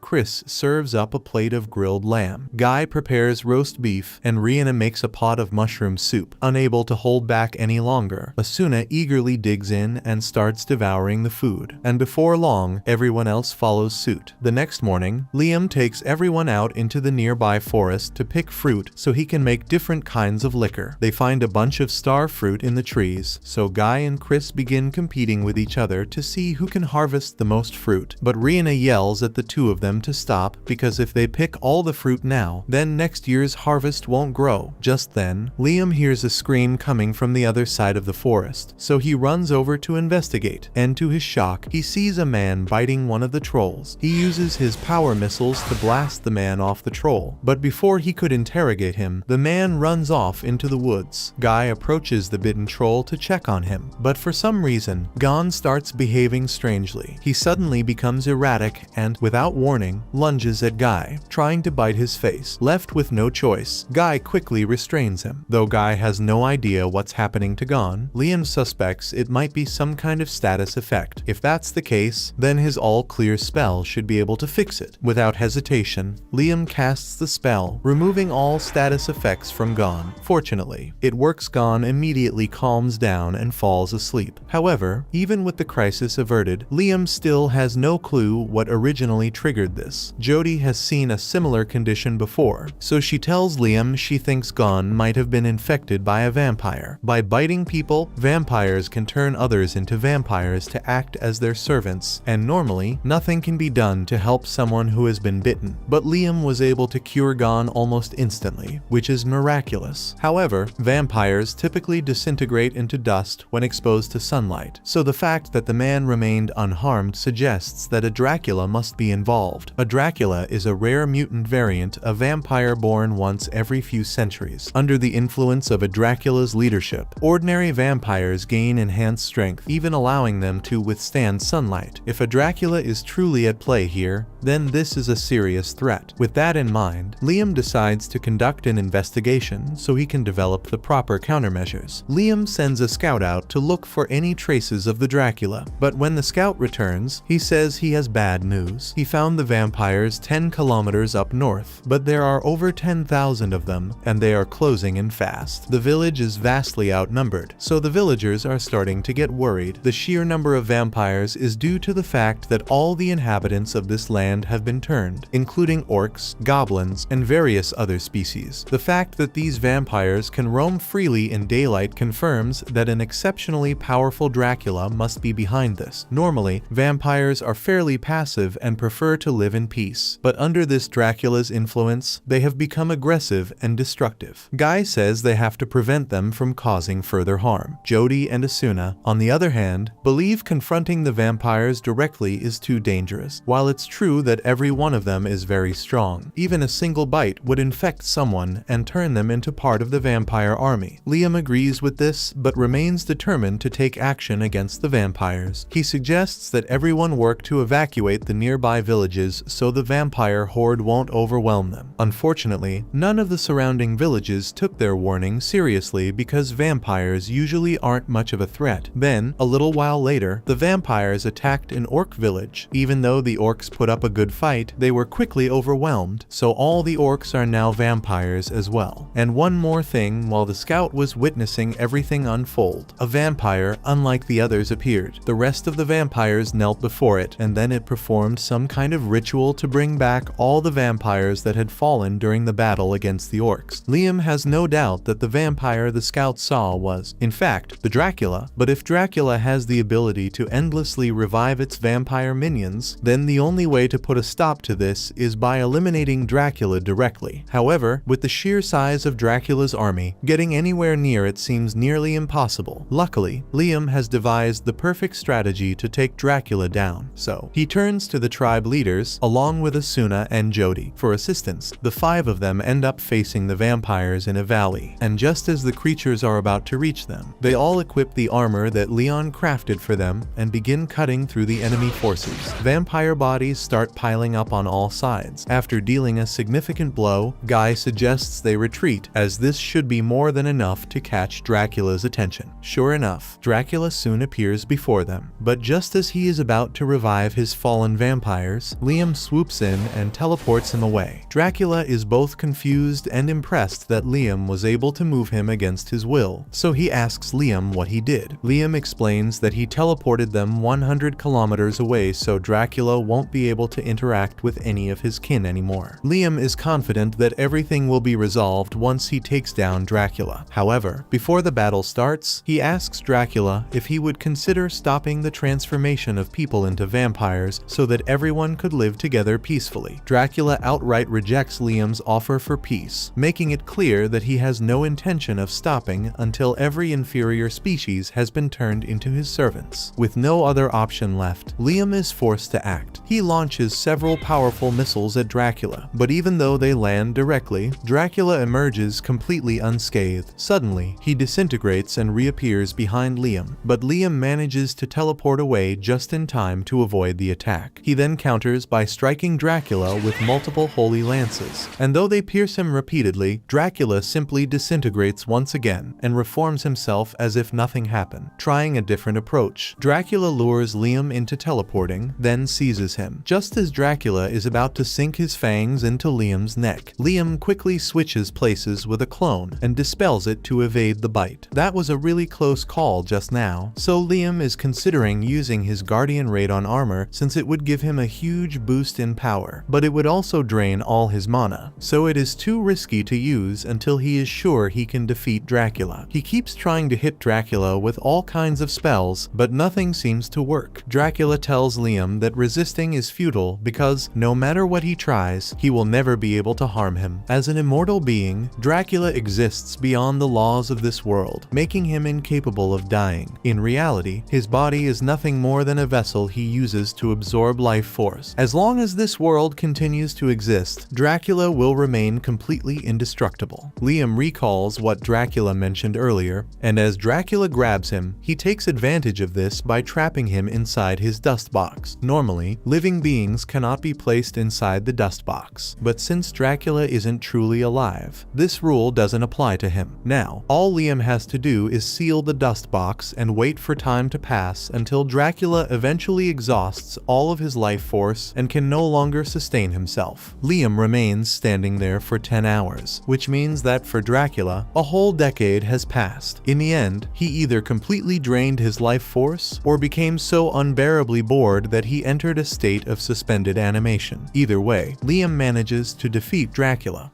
Now that his job is complete, he makes his way back to the canyon to check on the others. Upon teleporting back, he is met by Asuna and Jody, who are relieved to see him unharmed. They figure Liam must have somehow succeeded in defeating Dracula, and with Dracula gone, he assumes all the victims should now be free. However, to their dismay, they all begin to burn away instead. Once they had turned into vampires, their bodies were maintained by Dracula's magic. So now that Dracula is dormant, they are destined to vanish. Liam refuses to let all these people die, so he begins to think as hard as possible to come up with a way to save them. It's then that he recalls how he managed to cure Agon by using the All-Clear spell. He starts casting as many All-Clear spells as he can, and while he succeeds in saving a few of the people, there are still countless others who continue to disappear. With his single-target All-Clear spell, there's simply no way Liam can save them all. That's when Liam gets an idea and decides to put on his Guardian Radon armor for a power boost, allowing him to cast a wide area all-clear spell and heal everyone simultaneously. The entire canyon becomes engulfed in holy light, and once everything settles, all the vampires have been restored to normal. However, shortly after, Liam collapses from mana exhaustion. Liam regains consciousness about an hour later, much to everyone's relief. As they see he's doing fine, he immediately asks about the vampire's condition, though it turns out there's no need for concern since they are all in good shape now. On that note, the others are intrigued by the spell Liam used to heal them, as it's unlike anything they've ever witnessed. However, before offering an explanation, Liam requests that they gather the vampires specifically, not those who were recently turned, but the ones who were originally vampires before the whole Dracula incident began. All the true vampires are assembled before Liam, and their leader wastes no time in apologizing for all the trouble they caused. He takes full responsibility for the catastrophe and pleads only for the lives of his subordinates to be spared. However, Liam reassures him that there's no need to worry, as he has no intention of blaming any of them. After all, the real culprit was Dracula. Instead, he presents them with a choice to join his village and regain the ability to walk in daylight. Now that Dracula has been defeated, the regular vampires have likely lost their resistance to sunlight, meaning that by morning they will either burn to ash or be forced to return to a life of darkness. Understandably, the vampires are hesitant to pledge loyalty to Liam after everything that happened with Dracula. However, Liam assures them that he isn't like him. He only has two simple rules for them to follow. First, they must obey his instructions, and second, they must not create any conflicts. The vampires appear satisfied with the terms of the agreement, so they all gather to allow Liam to form contracts with them. The first to form a contract is the vampire leader, whom Liam decides to name Alucard. A few days later, Liam returns to the spot where he trapped Dracula. Since several centuries have passed inside the box without any source of sustenance, Dracula begins to fade from existence. Once Dracula has completely vanished, Liam dispels the box, finally allowing himself to relax. Elsewhere, a noble is observing footage of Liam's battle with Dracula through his crystal ball, and he's in disbelief that a single boy was actually powerful enough to defeat Dracula. This poses a problem for him, as he had intended to use Dracula as an excuse to deploy troops into the Holy Land. Now, however, he has a more pressing concern to address: the kid who single-handedly brought down Dracula. He can sense just how powerful Liam is based on the kind of magic he's using, but the video cuts off before the fight concludes, leaving him clueless about the method Liam used to defeat Dracula. The noble finds it hard to believe that a normal human could wield such strength, so he decides to observe Liam a bit longer to gather more information before attempting to lay claim to that land. When extraordinary beings like Liam emerge, it always signals a turning point in the era. Now, the question is whether Liam will become a hero or a demon lord. Back in Liam's village, he's completely worn out after the stress of dealing with Dracula, as well as having to form contracts with all 10,000 of Dracula's victims. While he managed to form the contracts, there's no way he can come up with 10,000 names right now, so he decides to put naming on hold for the time being. Just then, two slimes Liam had named approach him, announcing they have a gift for him. One of them poops out a statue of Liam. Liam appreciates the gift, so he thanks the slimes and brings them along on his daily patrol. What was initially meant to be a small village has rapidly expanded into a city, thanks to everyone's efforts to build accommodations for all the species living here. Aside from the dwarves, the elves have the most experience with construction, so Liam placed Rihanna in charge of overseeing that. Meanwhile, Guy and the other Gigatrolls are responsible for patrolling the Promised Land to keep an eye out for any threats, while Chris and the other wolves take charge of hunting for food. Everyone has their own duties, and they all put in their best effort to carry them out, ensuring that everything runs smoothly. At that moment, Guy approaches Liam with something to report. He's spotted a group of humans in the forest who claim to be merchants from Quistador. They're requesting a meeting with the king of this land. Liam considers that meeting with them might be a good idea,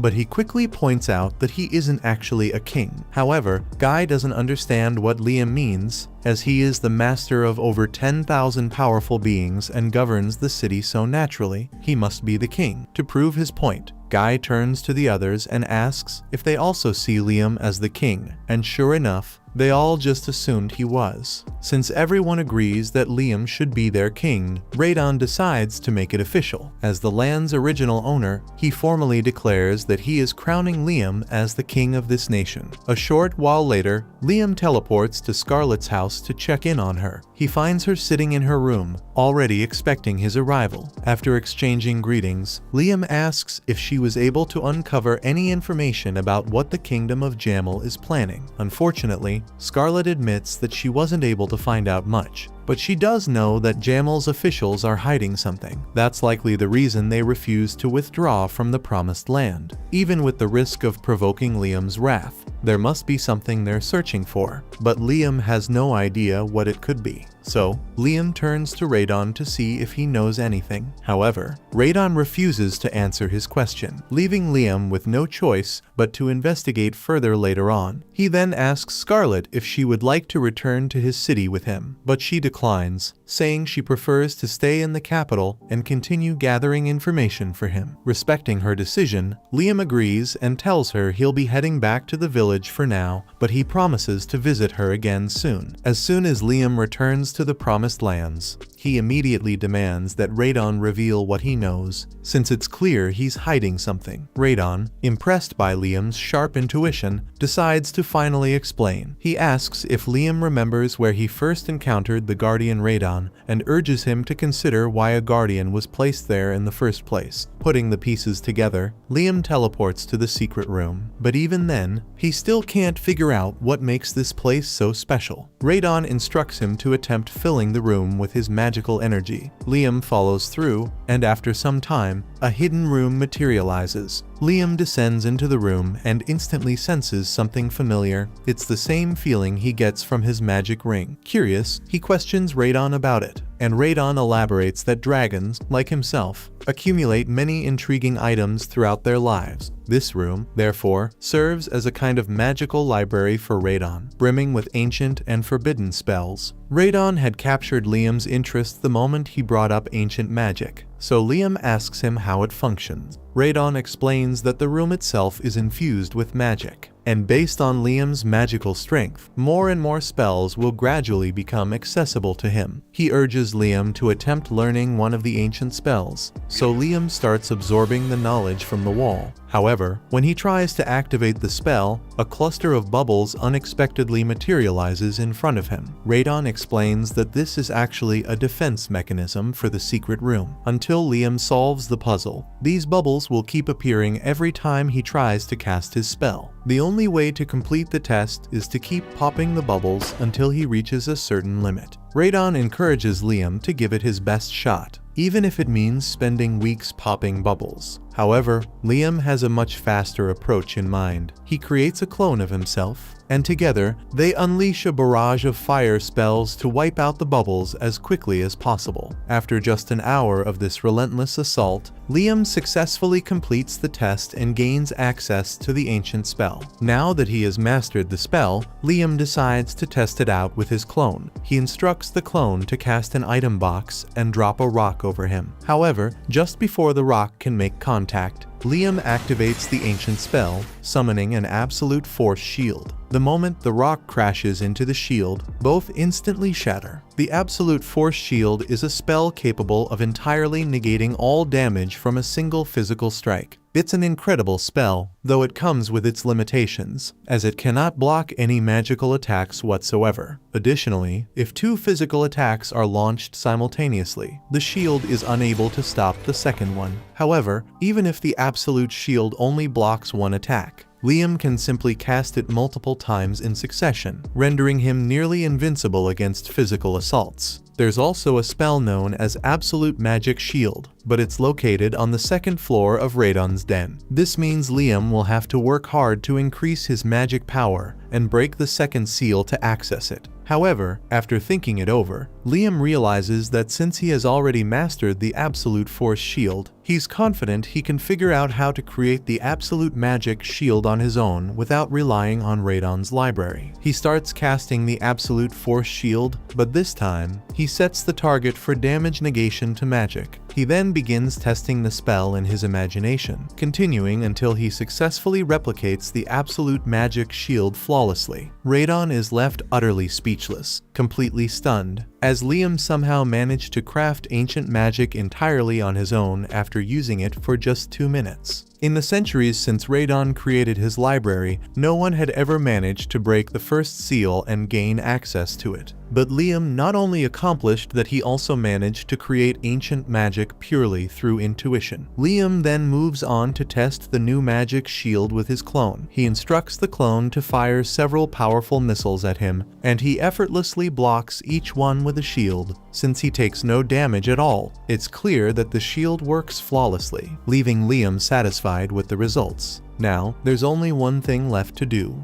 Liam steps into his pocket dimension and summons a shade spirit to plunge the area into complete darkness. Radon, puzzled, asks him what he's trying to achieve. Liam explains that he wants to train himself to sense the presence of magic more effectively. By doing this, Liam will always be able to determine whether an incoming attack is physical or magical, ensuring he can deploy the appropriate shield at all times. Radon questions why he's going through all this effort, since he could, in theory, simply cast both the Force Shield and the Magic Shield simultaneously. However, Liam finds that approach inefficient, and his passion for magic runs too deep to accept such a foolish solution. Liam City has expanded quite a bit by now, and while strolling through it one day, Asuna rushes over to him with an urgent matter that requires his attention. She informs him that he needs to head to meeting point number 17. Without delay, Liam teleports there and is met with the sight of Guy and the other trolls standing alongside a row of human soldiers. Curious about the situation, Liam asks what's happening, to which Guy clarifies that these men have come from the kingdom of Palta and are requesting an audience with him. Liam agrees to meet with them and asks who is leading the group. In response, a man named X-Blast steps forward. He informs Liam that he has come as a representative of the King of Palta, and, to put it simply, his objective is to propose that Liam marry Princess Flora. He is aware that Liam is already engaged to Princess Scarlet, but since the wedding has yet to take place and won't be happening anytime soon, X-Blast motions for Princess Flora to step out of the carriage and informs Liam that he can marry Princess Flora right away. Liam is taken aback, finding it hard to believe that Palta is ready to marry off their princess in just one day. However, he isn't prepared to make any decisions at the moment, so he simply invites them to enter the city for now. X-Blast expresses his gratitude to Liam for accepting the offer, but in the very next moment, Liam senses an overwhelming danger approaching. Without hesitation, he raises a magic shield, and just seconds later, a fire blast of immense power strikes. The impact creates a massive crater in the ground, and Liam realizes that if he had reacted even a moment slower, Princess Flora would have been completely incinerated. He has no clue who could be behind this, so Radon suggests that X-Blast might have been involved, especially since he has mysteriously disappeared. Even if that's true, Liam still can't understand why X-Blast would deliberately put Princess Flora in harm's way. He decides to seek out Scarlet to see if she knows anything. He teleports to Scarlet's mansion and, after a brief conversation, teleports back to the explosion site to show her what occurred. He explains to her that a man named X-Blast from the kingdom of Palta had been there trying to persuade him to marry Princess Flora. However, just as Liam agreed to meet with her, a massive fire creature appeared beside Flora and almost reduced her to ashes. Scarlet is somewhat puzzled since she has never heard of a noble named Flora before, but she is familiar with X-Blast and knows that he has a rather shady reputation. It's likely that X-Blast was merely looking for a reason to provoke Liam by bringing a so-called princess into his kingdom under the pretense of building a relationship. His real plan was probably to have Flora killed and then pin the blame on Liam, using the incident as justification to start a war against him. Speaking of Flora, Scarlet just figured out where she's seen Flora before, but to make sure, she goes up to her body to inspect it. After she examined it, Scarlet can confirm that Flora indeed belongs to the illegitimate child of the King of Palta. Just then, Flora wakes up, and at first, she thinks she must have died in the fire attack, but then she sees Liam. He tells her he saved her from the blast. Flora immediately gets up and tells him to stay away from her because she doesn't want to get him hurt. Liam tells her she doesn't need to worry because he can counter any spells X-Blast might send to harm her. However, Flora explains to him that it's not a spell, it's a curse. X-Blast placed it on her to ensure her death, no matter what, so she pleads with Liam to stay away before he becomes entangled in it. But Liam just smiles, steps closer to her, and uses all clear to eliminate the curse. Flora is stunned, unable to believe the curse is truly gone, especially since X-Blast had told her it was impossible to remove. Scarlet, however, reassures her that no curse can surpass Liam's power. Flora is relieved that she no longer has to face death, but Liam, still curious, asks her what kind of curse it was. Flora explains that the curse was designed to transform her into a monster, one that would obey X-Blast's commands. Based on what she describes, Radon concludes that X-Blast must have used ghoul liquid to carry it out. Flora notices Liam speaking to himself and, curious about it, asks what's going on. Scarlet explains that he's actually talking to the dragon god within him. Meanwhile, Meanwhile, Radon informs Liam that ghoul liquid is a cursed substance with effects similar to Dracula's, which suggests that the kingdom was likely involved in Dracula's recent appearance as well. Flora asks Liam what he plans to do with her now, and since he obviously can't just send her back to Palta after they tried to have her killed to spark a war, he tells her that she's welcome to stay here. He assures her that he will keep her safe, which makes Flora incredibly relieved. However, right now, Liam has more urgent matters to deal with, specifically the fact that Palta had the audacity to pull a move like this against him. Scarlet believes they need to showcase their strength to ensure the other kingdoms understand not to interfere with Liam's kingdom. When Liam asks if she wants him to attack Palta or something along those lines, Scarlet clarifies that she's thinking of a broader demonstration of power involving the entire nation. To start, she suggests that Liam should introduce a national currency, as it's a significant symbol of a country's power. Ideally, he should mint coins with unique, intricate patterns that are difficult to replicate, similar to the ones produced by the Kingdom of Jamal. Liam understands the idea and summons a few spirits to assist him in melting down and shaping the coins. In just a few minutes, Liam's silver coins are ready. Scarlet is impressed by the high purity of the silver and the sharpness of the design. Moving on to the copper coins, she advises Liam that he can't make them from pure copper, as the metal itself would end up being more valuable than the coin's actual worth. Most countries address this problem by crafting their copper coins from a mixture of copper and low-value tin, which helps keep costs down. However, the trade-off is that the lower the copper content, the harder it becomes to imprint intricate details onto the coins. Because of this, most copper coins usually contain about 65% copper. Liam considers this and decides to give it a shot, starting the process of producing the copper coins. To his amazement, not only do his coins turn out with perfect details, but they also achieve just 50% copper content, further highlighting his extraordinary skill. Since Liam has produced a substantial number of these coins, Asuna and Jody take a portion of them to Asuna's father, a merchant, for his evaluation. He carefully inspects the coins and is completely astonished by their exceptional quality. Asuna's father estimates that Liam's coins will be worth 5 times more than those made in the Kingdom of Jamal. Asuna and Jody are thrilled to hear this, and everyone present seems equally delighted by the news. In the Promised Lands, Liam is diligently mass-producing his coins when he discovers that people perceive his nation as dangerous due to its location in what is believed to be the land of monsters. The situation is so severe that they have resorted to dispatching high-level adventurers solely for the task of delivering mail to him. Scarlet approaches to check on Liam and see what he's doing, so he hands her the letter to read. It's incredibly frustrating. The letter is from Albrevit, and it's written in a condescending tone, essentially commanding Liam to come see him right away. Scarlet tells Liam that he doesn't owe Albrevit a response, especially since Albrevit isn't even the head of the Hamilton family. If the request had come from Liam's father, then it might have been worth considering, but after everything Albrevit has done, there's no reason to entertain his demands. That being said, Liam still maintains a close relationship with Bruno, so when Bruno expresses his desire to visit Liam's nation, he agrees to let him come. Unlike Albrevit, Bruno is much more enjoyable to be around. Bruno is impressed by all that his little brother has achieved, but they have important matters to address, so he inquires if there's a quiet spot where the two of them can speak privately. Once they settle down, Bruno gets straight to the point and requests Liam's permission to conduct trade within the kingdom. He assures Liam that he will follow all the laws and pay taxes as required by the nation's regulations. However, Liam is struggling to fully grasp the situation, so he asks Bruno to start from the beginning and explain everything in detail. Bruno calms down and points out that Liam's nation is bordered by the kingdoms of Jamal, Quistador, and Palta, and it is expected to prosper under Liam's rule. So, it is very likely that this nation will end up becoming the #1 trading route in the coming years. That's why he came to ask Liam for permission to trade here as the head of his new family. Liam is impressed by how thoroughly Bruno planned this in advance and assumes that Albrevit must have been attempting the same. However, Unlike Albervit's arrogant demeanor, Bruno approached the situation with much more humility, even bowing his head to his younger brother. Because of that, Liam is inclined to grant Bruno's request. But before making a decision, he turns to Scarlet to hear her thoughts on the matter. Scarlet explains that granting Bruno's request is acceptable, but there are two things Liam must do simultaneously. First, he needs to treat Bruno exceptionally well when it comes to taxes and setting up a base of operations within the kingdom. At the same time, he should treat Albervit and the rest of the Hamilton family with coldness in response to their disrespectful demands. This approach will make it clear that Liam does not tolerate disrespect and will further solidify his authority as king. After Liam and Bruno finalize the details of the trade deal, Bruno is sent on his way. As he leaves, Scarlet compliments him for being such a respectful noble despite being so young. It is likely a result of him having climbed to the position of the head of a noble family, but a sense of responsibility like that only comes when you work for your position. As a result, most nobles who inherit their positions tend to develop a sense of entitlement. That's precisely why Radon established the rule that all nobles will lose their title within 3 generations if they fail to achieve something new. Liam is surprised to learn that Radon was the one who came up with that rule, but it really has helped shape the attitudes of nobility because they are usually too busy trying to accomplish something to become entitled pricks. Radon also tells Liam that he is becoming a fine king because when he isn't sure about something, he asks Scarlet for her advice. It is a sign of wisdom to acknowledge that you need help sometimes, and Scarlet is a great partner because she's so knowledgeable. However, subtle displays of power like the ones they've been using so far only work if the other nations are reasonably intelligent. If, for example, a king were to be as reckless as Albervit, no amount of warnings would be enough to stop him from launching an invasion. Because of that, Liam must be prepared. This means he will have to put serious effort into strengthening his combat magic. But Radon points out a major flaw in magic as a whole: it can be suppressed. To compensate for this weakness, Liam needs to learn how to reinforce himself using his own magic power. For once, Radon decides to demonstrate in person, so she comes out of Liam's body, and it turns out that Radon is actually a girl. Liam is just as surprised to find out that Radon is a girl, but that's not what's important right now. Radon then proceeds to demonstrate the technique she told Liam about earlier. By circulating magic through the body without casting a spell, one can greatly increase their physical strength. Liam gives it a try as well and successfully pulls it off on his first attempt, launching himself high into the air. However, he quickly runs out of energy and comes crashing back down. He's frustrated that he couldn't replicate Radon's feat perfectly, but Radon, on the other hand, is genuinely impressed that Liam managed to use the technique at all. In fact, it's almost frustrating how fast Liam picks things up. It barely gives Radon a chance to teach him anything. Anyway, since he's already figured out how to use the technique, she explains that he now needs to learn how to regulate the output of his magic power. Otherwise, he'll burn through it too quickly. She demonstrates a few training exercises, and after some practice, Liam manages to limit his magic output to 10% and 20%. However, he still has to master controlling the output in individual limbs, which will take a lot more effort on his part, but that only makes him more excited to keep training. Radon is taken aback by Liam's enthusiasm, as she was certain he would find physical training dull. However, Liam explains that mastering the ability to regulate his magic output will also enhance his spellcasting, allowing him to cast far more spells than usual. There's always the chance that he might one day encounter an opponent capable of using absolute magic shield, so improving his multicast ability is absolutely essential. There's also the possibility that someone could reflect his magic back at him, so he needs to refine his ability to fire in between spells. Radon is impressed that Liam had already considered this, but at the same time, she's frustrated once again. She had planned to teach him that particular detail later. As the days went by, Liam kept honing his ability to allocate mana, adhering closely to Radon's guidance. Eventually, the dragon pointed out that the human had now gained full control over his mana, making it the right moment to advance. Feeling exasperated by the seemingly never-ending lessons, Liam couldn't help but ask what awaited him next. Radon then requested a brief moment to enter the energy orb within the boy's chest before swiftly emerging again. When Liam inquired about it, the girl simply responded that he would come to understand on his own once he completed the next task. Radon throws a rope of light toward Liam and challenges him to a game of tug-of-war, directing him to pull with his right hand at 0. When Liam doesn't succeed, Radon clarifies that the challenge isn't based on physical strength, but rather on mana. She then instructs him to channel his mana at level 10, which effectively shifts the rope. Radon begins to gradually adjust the distribution of mana, urging Liam to adapt his own in response. This practice is meant to help Liam understand his magic by engaging with the magic of others. Suddenly, Radon yanked the rope, causing Liam to fall as an energy discharge knocked him down. He started to understand Radon's point and devoted all his attention to mastering the exercise. Sensing the intensity of Radon's mana, Liam matched it as it rose from 20 to 30 and then from 30 to 99. In the midst of this, Radon's mana disappeared from the rope, now seeming to flow through the air, on the verge of vanishing in mere seconds if Liam failed to concentrate on this magical energy. Radon observed that Liam was progressing faster than anticipated and was close to a significant breakthrough. Feeling anxious about the next lesson, Liam focused on his mana and was surprised to find that it resonated with Radon's, something he had never imagined possible, as he had always believed her magical energy to be far beyond his own. Radon then explained that she had previously left some of her excess power within him, which now meant his body held the same percentage of mana as hers. Understanding why he was meant to grasp this exercise on his own, Liam listened